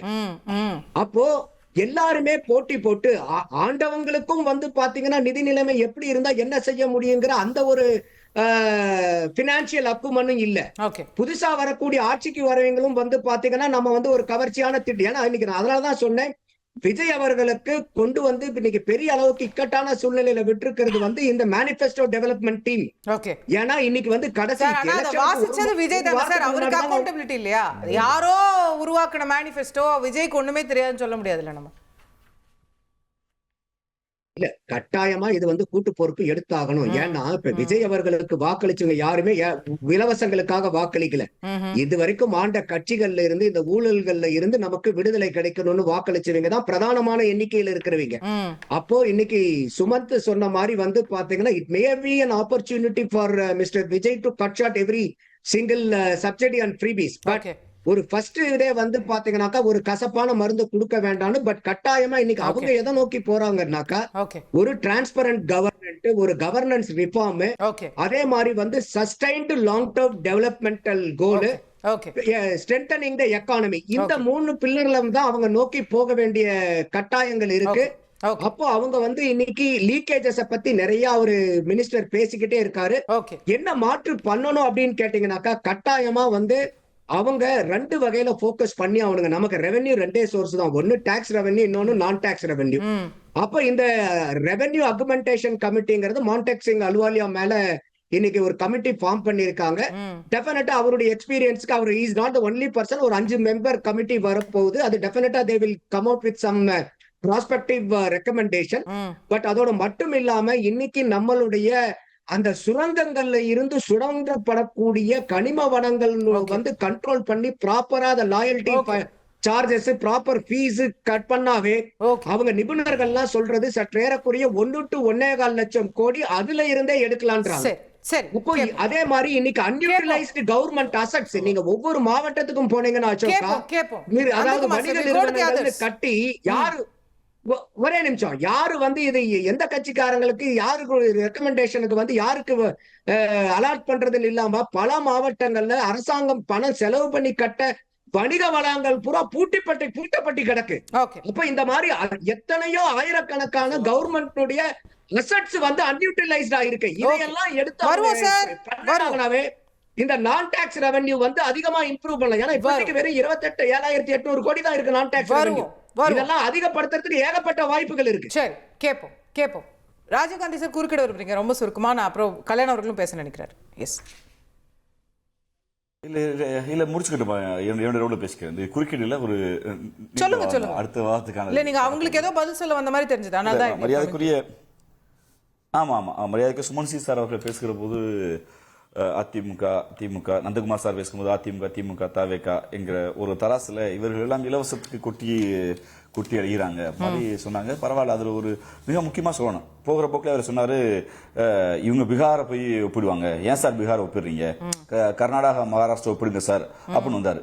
முதல்ல இந்த வாதம் என்பது திராவிட இயக்கங்கள் நான் ஏற்றுக் கொடுக்குறேன். திராவிட இயக்கங்கள் கொண்டு வந்த மாற்றம் என்பது இன்னைக்கு சுமன் சார் சொன்னார்ல, நாடு விடுதலையின் போது வளர்ந்த மாநில பட்டியலில் 2வது மாநிலம் பீகார், பெரிய மாநிலங்கள்ல. அதே நாடு விடுதலையின் போது 1947 இருந்த 13 மாநிலங்கள்ல மிக பின்தங்கிய மாநிலமா இருந்து 13வது மாநிலமா இருந்தது தமிழ்நாடு. பேரறிஞர் அண்ணா அவர்களுடைய கடினமான அந்த பேரறிஞர் அண்ணாவுடைய ஒரு வாக்குறுதி இருக்கு, நாங்கள் ஆட்சிக்கு வந்தால் ரூபாய்க்கு 2 படி லட்சியம் 1 படி நிச்சயம் வாக்குறுதி. இல்ல முடிச்சிடுறேன் மேடம் முடிச்சிடுறேன். இல்ல நான் கேக்குறது மேடம் முடிச்சிடுறேன். 60ஸ்ல இருந்து நம்ம we have come a long way, நிறைய வளர்ந்திருக்கு தமிழ்நாடு, அதுல எந்த மாற்று கருத்து இல்ல. எஸ் ப்ளீஸ், ரொம்ப வளர்ந்திருக்கு. ஏன் வளர்ந்திருக்குன்னா கடந்த 10 ஆண்டுகள்ல நம்முடைய கடன் வாங்கக்கூடிய சதவீதம்ங்கிறது நம்மளுடைய டெட் டு ஜிடிபி ரேஷியோ ஒண்ணும் இல்ல சார் 2014ல 20% இல்ல அசோகா நான் சொல்ல விரும்புகிறேன். எக்கனாமிக்ஸ் மரியாதைக்குரிய எஸ் நான் முடிச்சிடறேன் சார், முடிச்சிடறேன். நீங்க அதுக்கு பதில் சொல்லுங்க. நீங்க இப்ப கூகுள் பண்ணுங்க, சர்ச் பண்ணுங்க, இந்திய மாநிலங்கள் வேணா உலக நாடுகள்ல எந்த நாடு கடன் வாங்காமல் அதிக தொகையை சேர்த்து வைத்திருக்கிறது, சேர்த்து வைத்து என்ன பண்ண போறீங்க? நாங்க அதிக பணத்தை முடிச்சிடறேன் அசோகா, நான் முடிச்சிடறேன் ப்ளீஸ். நீங்க என்ன இங்க இருக்க முக்கியமான வாதம் நினைக்காது. ஒரு கடன் வாங்காம இப்ப கேரளாவில் சேர்த்து வச்சிருக்கு, இவ்வளவு சேமிப்பு 1 லட்சம் கோடி சேமிச்சு வச்சிருக்கு, மகாராஷ்டிரா 2 லட்சம் கோடி சேமிச்சு வச்சிருக்கு, அமெரிக்கா 3 லட்சம் கோடி சேர்த்து வச்சிருக்கு, கனடா 5 லட்சம் கோடி சேர்த்து வச்சிருக்காங்க. சேர்த்து வச்சு என்ன பண்ண போறீங்க? வட்டிக்கு விட போறோம், கணக்கு விட போறோமா? சேர்த்து வச்சு நாங்க வாட்டர் ஸ்கீம் கொடுக்க போறோம், சேர்த்து வச்சு எஜுகேஷன் கொடுக்க போறோம், சேர்த்து வச்சு சோசியல் வெல்ஃபேர் ஸ்கீம் கொடுக்க போறோம். நான் முடிச்சேன். அப்பனா என்னங்க? அப்பனா என்ன? திராவிட இயக்கங்கள் கடன் வாங்கி என்ன செஞ்சுச்சு? கடன் வாங்கி ஸ்கூல் கடன் வாங்கி என்ன கடன்ல என்ன பிரச்சனைன்னு நான் சொல்றேன். நம்ம வீட்டுக்கு கடன் வாங்குறோம்னா நம்ம எவ்வளவு சம்பளமோ அதுக்குள்ள தானே கடன் வாங்குவோம்.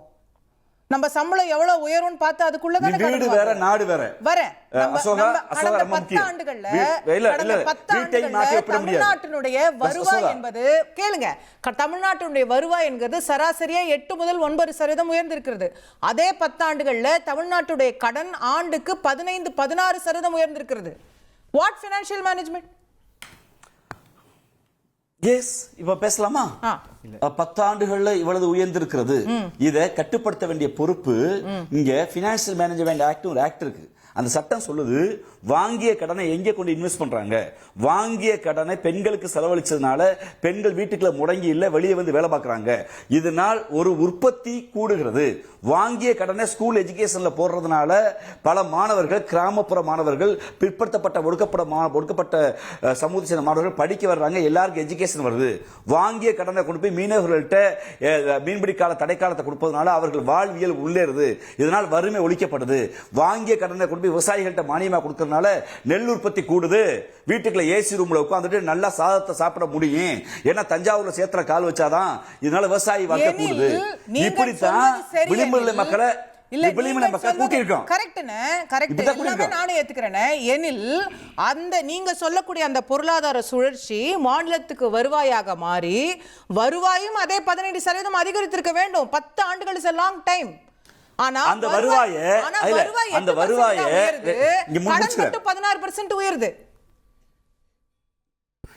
அதாவது பட்ஜெட் மேனேஜ்மெண்ட் ஆக்ட்ல மாநிலங்களை கேள்வி கேட்கிற அதிபுத்திசாலிகள் எல்லோரும் நாணயத்தை அச்சடிக்கிற, நாணயத்து மதிப்பை கட்டுப்படுத்துகிற, நாணயத்தின் பிக்சேஷனை செய்கிற ஒன்றிய அரசு மாநில அரசோட பல லட்சம் கோடி கடன் வாங்கி இருக்க பற்றி அதை கண்டுக்கவே இல்லை. இல்ல முக்கியம் நான் வர்றேன்.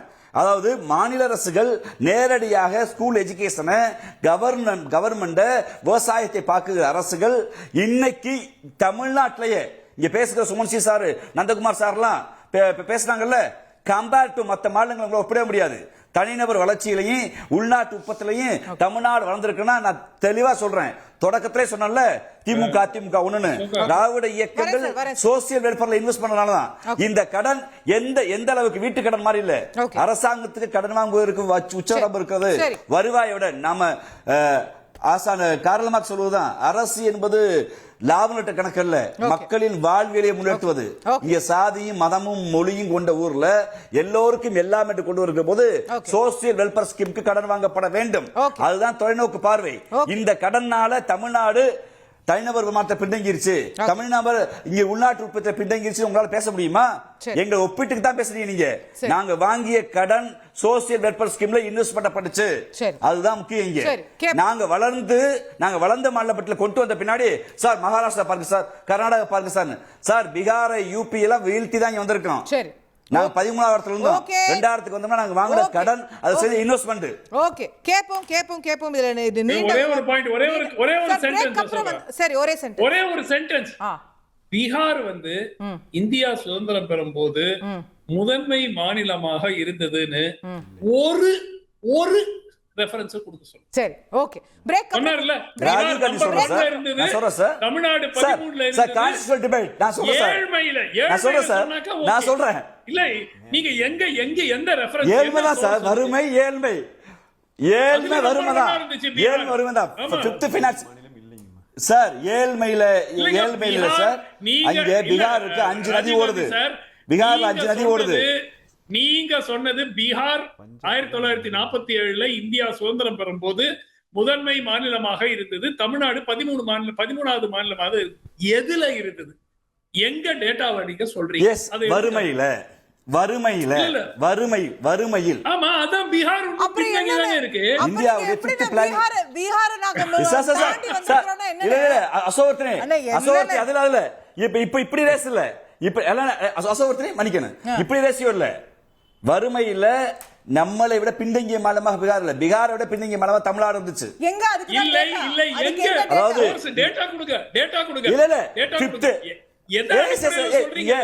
ஃபிஃப்த் பிளானிங் கமிஷனை கொண்டு வருகிற போது இந்தியா சுதந்திரம் பெறும் போது தமிழ்நாடு மெட்ராஸ் மாகாணம், அப்போ தமிழ்நாடு கிடையாது, மெட்ராஸ் மாகாணத்துல கிட்டத்தட்ட 3700 ரெண்டே மாகாணங்களுக்கு தான் இதை விட அதிகமாக ஃபேக்டரி இருந்தது. ஒன்னு பாம்பே, இன்னொன்னு பெங்கால். நீங்க பெங்கால் பிரசிடென்சியில சொன்னாலாவது ஓரளவுக்கு லாஜிக் இருக்கலாம். பீகார் வந்து காலமாக மிகவும் பின்தங்கிய மாநிலம், வறுமை மிகவும் அதிகமாக இருந்த மாநிலம்.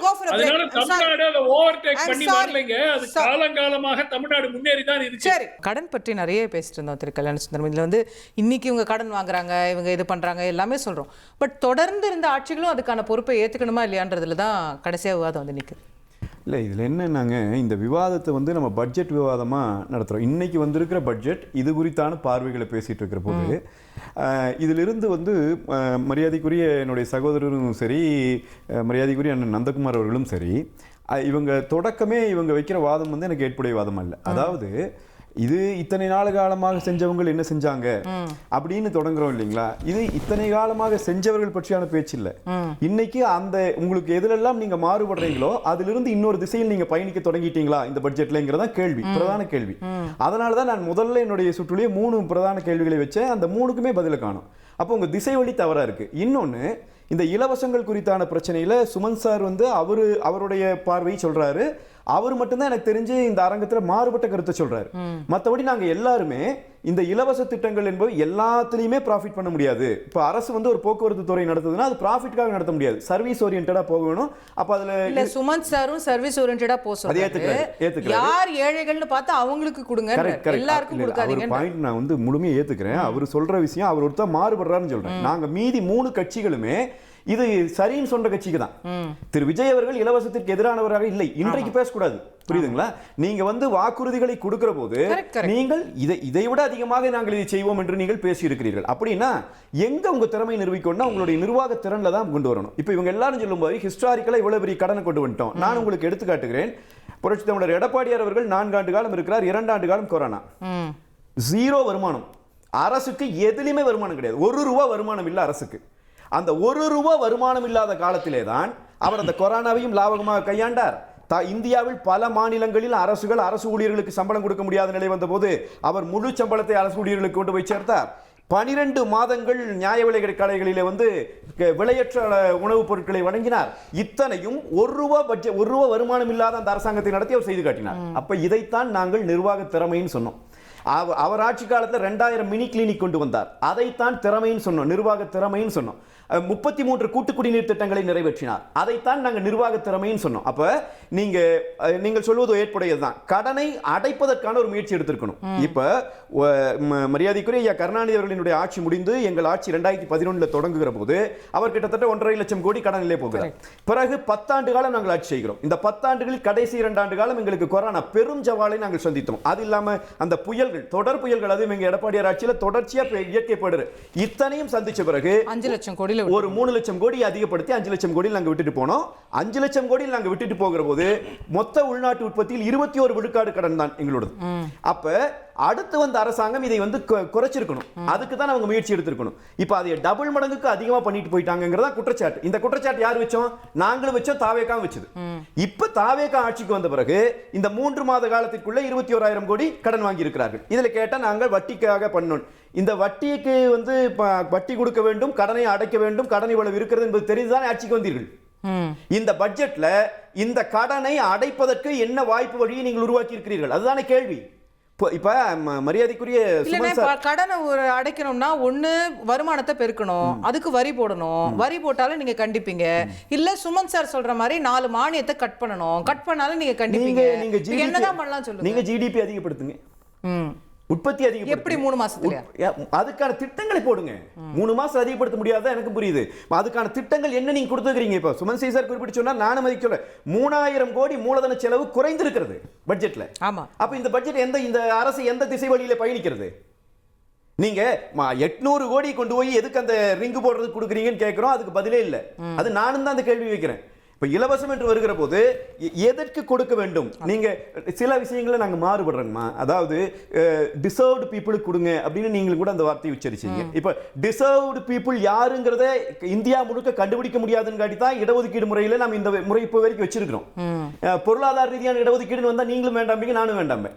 அப்ப ஏன்னா டிசர்வ்டு பீப்புளை கண்டுபிடிக்க முடியல. இப்ப எப்படி கண்டுபிடிக்கிறது டிசர்வ் பீப்புளை? அப்ப இதுக்கு எல்லாத்துக்கும் எல்லாம் கொடுத்துட்டு போக வேண்டாம். நானும் அதை ஏத்துக்கல. சுமன் சார் சொன்னது கரெக்ட் தான். அப்படி தேர்ந்தெடுக்க முடியாத இடங்களிலே நாங்கள் எல்லாருக்கும் அறிவிக்கிறோம். ஒண்ணு, இந்த அரசாங்கம் அறிவிச்ச போதே தேர்ந்தெடுக்க முடிஞ்சதை கூட நம்ம ஃபில்டர் பண்ணலையே. குறைஞ்சபட்சம் அரசு ஊழியர்களை உங்களால ஐடென்டிஃபை பண்ண முடியுமா? இன்கம் டாக்ஸ் கட்டறவங்களை உங்களால ஐடென்டிஃபை பண்ண முடியுமா? அதெல்லாம் ஈஸி தானே. முடிஞ்சதை நம்ம ஒதுக்கி இருக்கிறோம். அதுல சில குறைபாடுகள் இருக்கலாம், அந்த குறைபாடுகள் சரி செய்யப்படலாம். ஆனால் நான் இந்த விவாத தலைப்பை அதை பார்க்கல. இன்னைக்கு இந்த பட்ஜெட் வச்சிருக்கிறதுல நான் எவ்வளவோ திட்டங்கள் மீண்டும் மீண்டும் குறிப்பிட்டு காட்டுறேன். இப்ப அதே மாதிரி ஒரு விஷயத்தை நண்பர் சொல்றார், லீக்கேஜ். அதை நாங்க சரி பண்ணிட்டோம்னா கொண்டு வந்துருவோம். இந்த இதில் டெண்டர் கொடுக்குற முறையை சரி பண்ணிட்டோம்னா 1000 கோடி வந்து அது கூட கடலிலே கரைத்த பெருங்காயத்தை போல ரொம்ப குறைவான தொகையாக தான் தெரியும். நான் கேட்பது லீக்கேஜ் என்று சொல்லுகிறீர்கள் இல்லையா? பிடிஆர் பழனிவேல் தியாகராஜன் அவர்களை ஒரு அண்ணன் சொல்லியும் கூட பேசினார் சகோதரர். நான் கேட்பது, அவராவது எந்த துறையில் லீக்கேஜ் என்பதை, இந்த துறையில் இவ்வளவு லீக்கேஜ் சட்டமன்றத்தில் பேசினார், அவங்க அரசில் நடந்தது. நீங்க இன்னைக்கு பட்ஜெட்ல இந்த துறையில் இவ்வளவு லீக்கேஜ் இருந்ததுக்கு நாங்க வந்து இது பண்ணிருக்கோம், ஏதாவது ஒன்று இருக்கா? எந்த டிபார்ட்மெண்ட்ல லீக்கேஜ்? ஒரு சில செய்திகள் மட்டும் முடிச்சிடறேன். அதே மாதிரி இன்னைக்கு இப்ப கடன் எப்படி தீக்கிறது நாம யோசிக்கிறோம். தாவேக அரசு அதை யோசிக்குதா? இன்னைக்கு மரியாதைக்குரிய ஃபினான்ஸ் செக்ரட்டரி சொல்லியிருக்காரு இன்னும் 50 வருஷம் கடன் தீர்க்க முடியாதுங்கிறார்.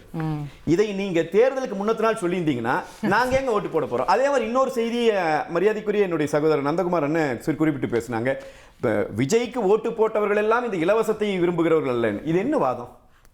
அப்படின்னா இலவசத்தை விரும்புகிற மக்கள் எல்லாரும் எங்களுக்கு தான் வாக்களிக்கிறார்கள், அவர்கள் வாழ்வதற்கு தேவையான வாழ்வாதாரத்தை நாங்கள் கொடுக்கிறோம், அதை கொடுக்க கூடாது என்று நினைக்கிற செக்டார் மட்டும்தான் அந்த மேல்தட்டு மக்கள் மட்டும் தான் வாக்களிக்கிறாங்களா? கவனிக்கணும். இப்ப நீங்க விஜய் அவர்கள் வந்து வாக்குறுதி நிறைவேற்றல, அவரோட பட்ஜெட்ல ஓட்ட இதெல்லாம் சொல்றீங்க. நீங்க வந்திருந்தா ஃப்ரிட்ஜ் கொடுத்துருக்கணும்.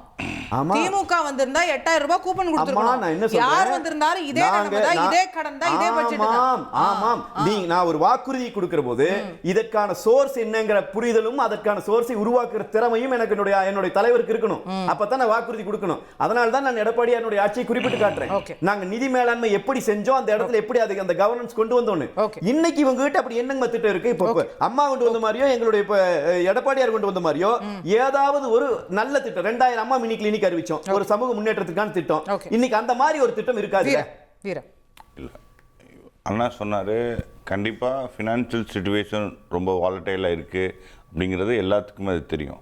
பட் நாங்கள் என்ன செஞ்சுருக்கோம், இன்றைக்கி நிதிநிலை அறிக்கையிலே என்னோட ஃபினான்ஸ் மினிஸ்டர் அவர்கள் சொல்லியிருக்காங்க, ரெஜிஸ்ட்ரேஷன் ரிஃபார்ம்ஸ் மூலமாக 15,000 கோடி இன்கம் வந்து இன்க்ரீஸ் ஆகும்னு சொல்லியிருக்காங்க நிதிநிலை அறிக்கையில். அதே மாதிரி டாஸ்மாக் உற்பத்தியாளர்கள் இருக்காங்களே, அவங்கள்ட்ட சிறப்பு டாக்ஸ் போட்டு அதில் 1000 கோடி ரூபாய் இன்க்ரீஸ் பண்ணணும்னு. 4 லட்சம் கோடி பட்ஜெட். இல்லை, நான் முடிச்சுக்கிறேன். 1000 கோடி இல்லைக்கா, புரியுது. அதாவது நான் 4 லட்சம் கோடி, அதாவது 27% வந்து ஜிடிபியில் வந்து வந்திருக்கு, ஒரு 60 வருஷத்துல வந்திருக்கு. நான் என்ன செய்ய முடியுங்கிறதுக்கு தான் நான் சொல்றேன். அது 500 கோடியா இருக்கலாம், 1500 கோடியா இருக்கலாம், 2000 கோடியா இருக்கலாம். இப்போ ஒரு திட்டம், இப்போ இந்த இதுல ரெண்டையும் சேர்த்து 15-16,000 கோடி ரூபா வருதுன்னா அது ஒரு ஸ்கீம்ஸ்க்கு நம்ம பண்ணலாம். நாங்க என்ன ஸ்கீம் சொல்லியிருக்கோமோ, நான் என்ன சொல்றேன்னா இருக்க ஃபினான்ஷியல் இடைவெளி வச்சுக்கலாமா? ஒண்ணே நான் சொல்லிடுறேன், நீங்க சேர்த்தே பதில் சொல்லுங்க. இதுக்கெல்லாம் சேர்த்து தாங்கம்மா இவங்களோட இதே இருக்குது. அதாவது இன்றைக்கி 125 நாள் வேலையை 150 நாள் பண்ணுறேன்னு சொல்கிறார் இல்லையா முதலமைச்சர். இந்த 125 நாள் வேலைவாய்ப்பு திட்டத்துக்கு நம்ம 5000 கோடி நாம் தமிழ்நாடு அரசு கொடுக்கணும். இவங்க எவ்வளோ ஒதுக்கியிருக்காங்க? 100 கோடி ஒதுக்கியிருக்காங்க. 15,000 கோடி காவிரி குண்டார் இணைப்பு திட்டத்துக்கு இவங்க எவ்வளோ ஒதுக்கியிருக்காங்க? 150 கோடி ஒதுக்கியிருக்காங்க. ஃபர்ஸ்ட் டிபிஆர் தானே. அதுதாங்க நான் சொல்றேன். அப்படின்னா நீங்க இப்ப இவர் சொல்லிட்டு இருக்கிற இதுல எல்லாம் வந்ததுன்னா இன்னும் நிறைய வரும், செலவு நிறைய இருக்குன்றீங்க. 10,000 கோடி செலவு இல்ல, கண்டிப்பாக செலவு இருக்குங்கிறதை யாரும் மறுக்கல. எங்கள் சைடில் நாங்கள் என்னென்ன ரிஃபார்ம்ஸ் கொண்டு வரோமோ அதை சொல்லியிருக்கோம். நான் ஏற்கனவே பதிவு பண்ணியிருக்கேன். சென்னை மாநகராட்சியில் விட்ட டெண்டர்ஸில் இன்றைக்கும் அது வெளிப்படையாக இருக்குது. கோட் பண்ணதை விட கூட ஒரு கம்மியாக இருக்கு. 20-30% வந்து கம்மியாக கோட் பண்ணியிருக்காங்க. 0 கரப்ஷன் இருக்குது. அந்த மாதிரி விஷயங்களை நாங்கள் எல்லா டிபார்ட்மெண்ட்லையும் வரும் காலங்களில் வந்து அதை நாங்கள் அதாவது ஒரு ஸ்கீமுக்கு 100 ரூபா திமுக செலவு பண்ணிருக்காங்கன்னா நாங்கள் 70 ரூபாயில முடிக்கல. கல்யாண் அவர்கள் கேட்டதோட சாராம்சம் என்னன்னா, நீங்க திரும்ப சொன்னீங்கல்ல 60 ஆண்டு காலமா இப்படி வந்து பொருளாதார நிலைமையை கொண்டு வந்துட்டாங்க. அந்த 60 ஆண்டு காலமாக செய்த திமுக அதிமுகவின் அதே வழியை தானே உங்க பட்ஜெட் பின்பற்றுது. அக்கா, ஒரு இப்போ சொசைட்டி இருக்குன்னா ஒரு பேலன்ஸ்டா தான் பண்ண முடியும். நம்ம சில மேனிஃபெஸ்டோ கொடுத்துருக்கோம். இப்போ ஒரு சின்ன 2-3 ஸ்கீம்ஸை வச்சு நீங்க எல்லாத்தையும் மதிப்பிட முடியாது. எங்களோட விஷன் உங்க வாக்குறுதியும் அவங்கள போலவே தான். நான் சொல்ல விடுங்க, நான் சொல்றது என்ன பேச விடுங்கக்கா. எங்களோட டார்கெட் கிளியரா இருக்கு. 2036ல 1.5 ட்ரில்லியன் எக்கனாமியை கொண்டு வரணுங்கிறது கேட்ட மாதிரி. நான் முடிச்சு ஒவ்வொரு வேர்டுக்கு நீங்க தலையிட்டீங்கன்னா நான் என்ன பண்றது? நான் என்ன பண்ணுவீங்கன்னு கேக்குறேன். நீங்க பேச விடுங்க. நீங்க பேசுறப்ப இப்படி எல்லாம் நீங்க பேசுறப்ப நேர்மையா பதில் சொல்லுங்க. கேள்வி கேட்டிருக்கோம்ல, நான் பதில சொல்றேன்.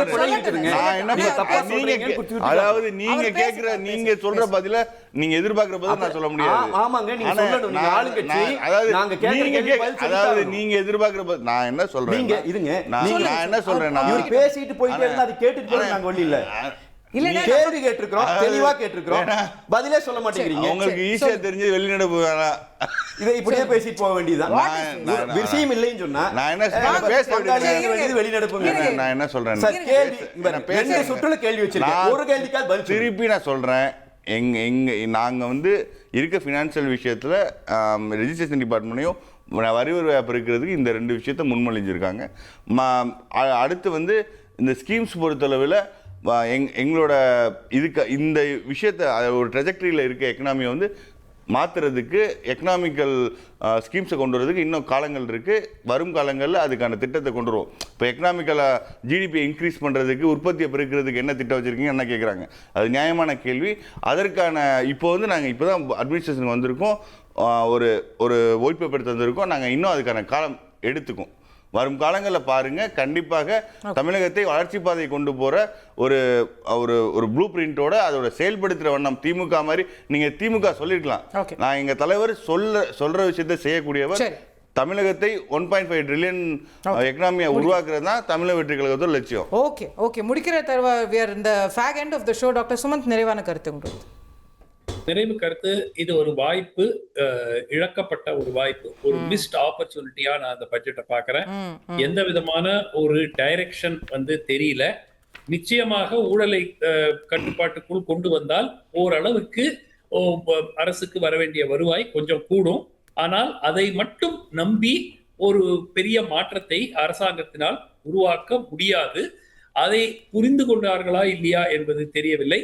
இதுல என்னன்னா lack of expertise in this, அதாவது ஒரு கமிட்டி மாதிரி ஒன்று வச்சு வல்லுநர்கள், சரி நான் திமுக அரசு கிட்டத்தட்ட ஒரு 40 கமிட்டியோ 35 கமிட்டியோ வச்சாங்க எல்லாத்துக்கும்.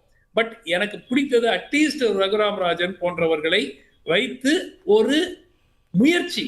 ஓகே, வேர்ல்ட்ஸ் பெஸ்ட் எக்ஸ்பர்ட்ஸ் எல்லாம் இந்த எக்கானமியில என்னெல்லாம் நம்ம பண்ணணும்னு இன்புட்ஸ் கொடுக்குறாங்க. But what happened sir finally?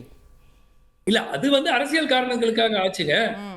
அவங்களுடைய சொந்த அமைச்சர் பிடிஆர் சொன்னார்ல அசெம்பிளில, இந்த மாதிரி இவ்வளவு பணம் டாஸ்மாக்கு வர வேண்டிய பணத்துல எவ்வளவு பணம் வரவே மாட்டேங்குது அரசாங்கத்துக்கு சொன்னாருல்ல. அதுக்கப்புறம் என்ன நடந்துச்சு? அரசியல் வந்துச்சு. சோ அதனால அது ஒண்ணும் ஆகல.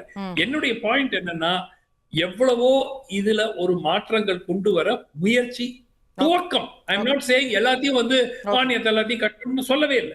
ஆனால் துவக்கத்தை கொண்டு வந்திருக்கலாம், அது செய்யவில்லை. It is disappointing. Thank you. திரு நந்தகுமார், ஒருவரி நிறைவா கருத்து ரொம்ப சுருக்கம். இல்ல, இப்ப இது கடன் நல்லதுங்கிற மாதிரி, கடன் நல்லது. அது நீங்க வாங்குற கடனை எப்படி பயன்படுத்துறீங்கிறத பொறுத்து. அடுத்தது இப்ப ராஜீவ்காந்தி சொன்னாரு, நாங்க இதுவரைக்கும் வாங்கின கடன் எல்லாமே தனிநபர் வருமானத்தை பெருக்கிறதுக்காக தான். நீங்க இப்ப எக்கனாமிக்கல் சர்வே ஆஃப் தமிழ்நாடு 25-26 வந்ததுல நம்ம கிட்ட இருக்கிற 38 மாவட்டத்துல 30 மாவட்டங்கள் மாநிலத்தினுடைய தனிநபர் வருவாயை விட கம்மியா இருக்குது. 8 மாவட்டங்கள் தான் தனிநபர் வருவாய் மாநில வருவாயை விட கூடுதலா இருக்கு. செங்கல்பட்டு, காஞ்சிபுரம், சென்னை, நாமக்கல், திருப்பூர், திருவள்ளூர், கோயம்புத்தூர், கிருஷ்ணகிரி, இந்த 8 மாவட்டத்துல தான் தனிநபர் வருமானம் மாநில தனிநபர் வருமானத்தை விட அதிகமே ஒழிய 30 மாவட்டங்கள் பின்தங்கி இருக்கு. அப்ப நீங்க கடன் வாங்குறதெல்லாம் எங்க போச்சு? அது அப்ப நீங்க சொல்ற மாதிரி நாங்க இத்தனை பேர்த்த வேலை கழிச்சிருக்கிறோம், இத்தனை பேர்த்த படிக்க வச்சிருக்கிறோம்னா, நீங்க at the end of the day நீங்க மேல பணல்ல ஊத்துனீங்கன்னா கீழே வெளியே வந்திருக்கணும் இல்லையா?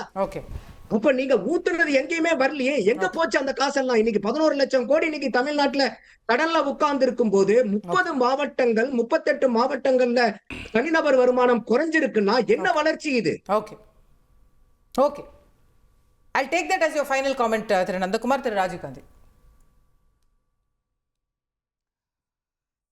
இந்த பட்ஜெட்டை பொறுத்தவரை ஒண்ணுதான், ஏற்கனவே இருக்க திட்டங்களுடைய பெயரை வெற்றி என்று சேர்த்திருக்கிறார். ஒரு நல்ல பெயிண்ட் டப்பா வாங்கி அதுல விஜய் வெற்றி என்றுதான் எழுதி மாத்திருக்காரு. ஒரு எந்த தொலைநோக்கு பார்வை இல்லாம எந்த தொலைநோக்கு பார்வை இல்லாமல் இது அவருக்கு மேல பின்பற்ற வச்சு மக்கள்கிட்ட ஒரு பொய் வாக்குறுதிகளை கொடுத்து தான் வந்தா வான வில்லா மலைப்பேன், வானத்தை வளைப்பேன்னு சொல்லி கொடுத்து ஒரு சினிமா பின்பற்றல ஆட்சிக்கு வந்துட்டாரு. அந்த தொலைநோக்கு திட்டத்தையோடையோ மக்கள் மீது பற்றோ இந்த பட்ஜெட்ல தெரியல. கடன் குறித்த வாதம் தான் நண்பர் கல்யாணம் சொன்ன மாதிரி, அது இன்னொரு வாதம் தான், அது வாதிக்கலாம். ஆனால் இந்த அரசு சமூக நல திட்டத்திற்கோ இல்ல நாட்டின் வளர்ச்சிக்கோ எல்லோருக்கும் இல்லாம திட்டத்தை நோக்கியோ எந்த திட்டமும் இல்லை. தம்பி தாவேகா சார்பா பங்கேற்கக்கூடிய தம்பி விக்னேஷ் சொன்னது மாதிரி டாஸ்மாக் கொஞ்சம் கூட்ட போறோங்க, இதுல நம்ம பதிவுத்துறையில கொஞ்சம் கூட்ட போறாங்கன்னு ரெண்டை தவிர அவருக்கு தெரிஞ்ச 2 தான். மத்த எதையுமே இவர்களால் வருவாயை எப்படி கொள்ளடிக்கிறேன்னு சொல்லுவாரு. மீண்டும் ஸ்டிக்கர் தான். ஆனா மதுரை மூர்த்திட்ட கேளுங்க, ஓவர் கமாண்ட் அடிக்கிறது இல்ல, இந்த ஓவர் கமாண்ட் அடிக்கிறதுலாம், இந்த ஓவர் போற போக்குல கமாண்ட் அடிக்கலாம் தைசா விடுங்க. அப்ப நாங்களும் கமாண்ட் அடிக்க முடியும். அதாவது வாய்க்கு வந்து பேசலாம் பாட்டுக்கு போல உண்மைதான் சரிங்களா? தேங்க்யூ அண்ணா. ஒரே ஓவர் கமாண்ட் அடிக்க நடிக்க முடியும். தேங்க்யூ ஒரே வெறும் கனவுகளாலும் கற்பனைகளாலும், அதுவும் தெளிவில்லாத கனவுகளாலும் கற்பனைகளாலும் கட்டப்பட்ட பட்ஜெட்டாக இந்த பட்ஜெட் இருக்கிறது. எந்த விதமான தொலைநோக்கு பார்வையும் இல்லை. இது ஒரு ஜிகினா திரையை போல இது மக்களை ஏமாற்றுகிற பட்ஜெட்டாக இருக்கிறது. தாவேகா இந்த இடத்திற்கு பொருத்தமில்லாத ஒரு அமைப்பு, அதனுடைய தலைவர் அந்த இடத்திற்கு பொருத்தமில்லாதவர் என்பதை இந்த பட்ஜெட் நிரூபித்திருக்கிறது.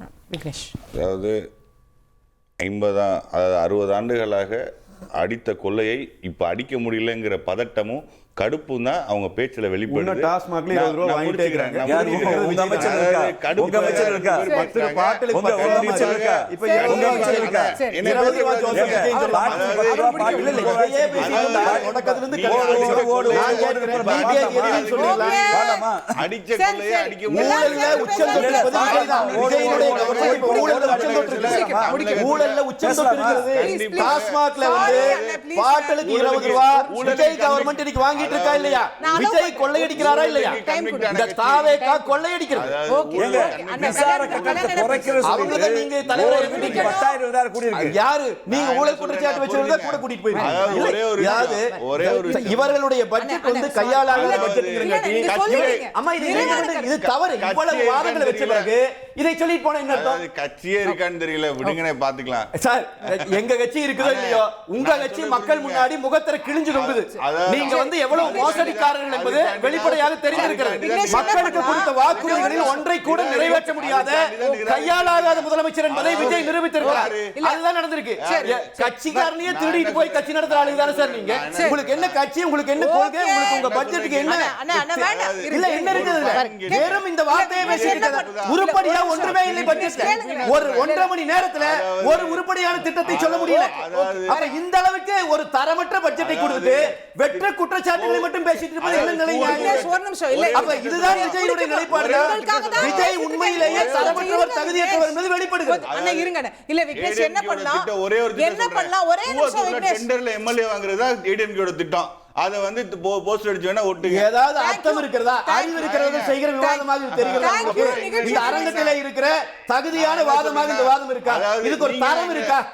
அடுத்த கட்சிக்காரனு காருக்குள்ள கூட்டிட்டு போய் கையெழுத்து வாங்கி குதிரை பேரம் செஞ்சு மைனாரிட்டி கவர்மெண்ட்ல தொங்கிட்டு இருக்கிற ஒரு கவர்மெண்ட் பேசுற பேச்சா இது? சரி இருங்க அண்ணா, ஒரு இது குதிரை பேர கவர்மெண்ட். இந்த கவர்மெண்ட் இந்திய அரசமைப்புக்கு எதிரான கவர்மெண்ட், இந்தியாவினுடைய சட்டத்திட்டத்துக்கு எதிரான கவர்மெண்ட். இருங்க விக்னேஷ், ஒரே ஒரு ரிக்வெஸ்ட். ஒரு பொய்க்கால் குதிரை கவர்மெண்ட் வச்சிட்டு இவங்க பெரிய போட்டுக்கிற பட்ஜெட் குப்பை பட்ஜெட் பேச விட போறேன். கொஞ்சம் இருங்க விக்னேஷ், இருங்க. நான் என்ன சொல்றேன், நம்ம ஃபைனல் ரவுண்ட்ல எல்லாரோட ஃபைனல் கமெண்ட்டும் கேட்டோமா?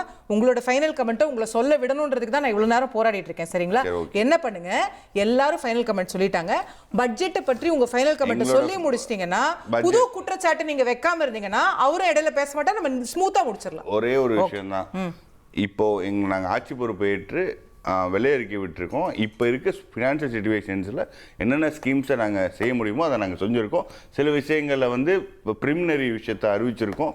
வரும் காலங்களில் நிதிநிலை சரி செஞ்சு என்ன வாக்குறுதி கொடுத்தோமோ தமிழக மக்கள் ஒவ்வொரு குடும்பத்திலும் ஒருத்தராக இருக்க தளபதி அவர்கள் கொடுத்த வாக்குறுதியை செஞ்சு தமிழகத்தை வளர்ச்சி பாதையை கொண்டு செல்வார். உறுதியாக தமிழகத்தில் ஒரு நல்லாட்சியை தளபதி அவர்கள் புரட்சி தலைவர் வழியே செய்வார். தேங்க்யூ. பங்கேற்று கருத்து தெரிவித்த அனைத்து விருந்தினர்களுக்கும் நன்றி, பார்த்த உங்களுக்கும் நன்றி நேயர்களே. மீண்டும் வேறொரு நிகழ்ச்சியில் சந்திப்போம்.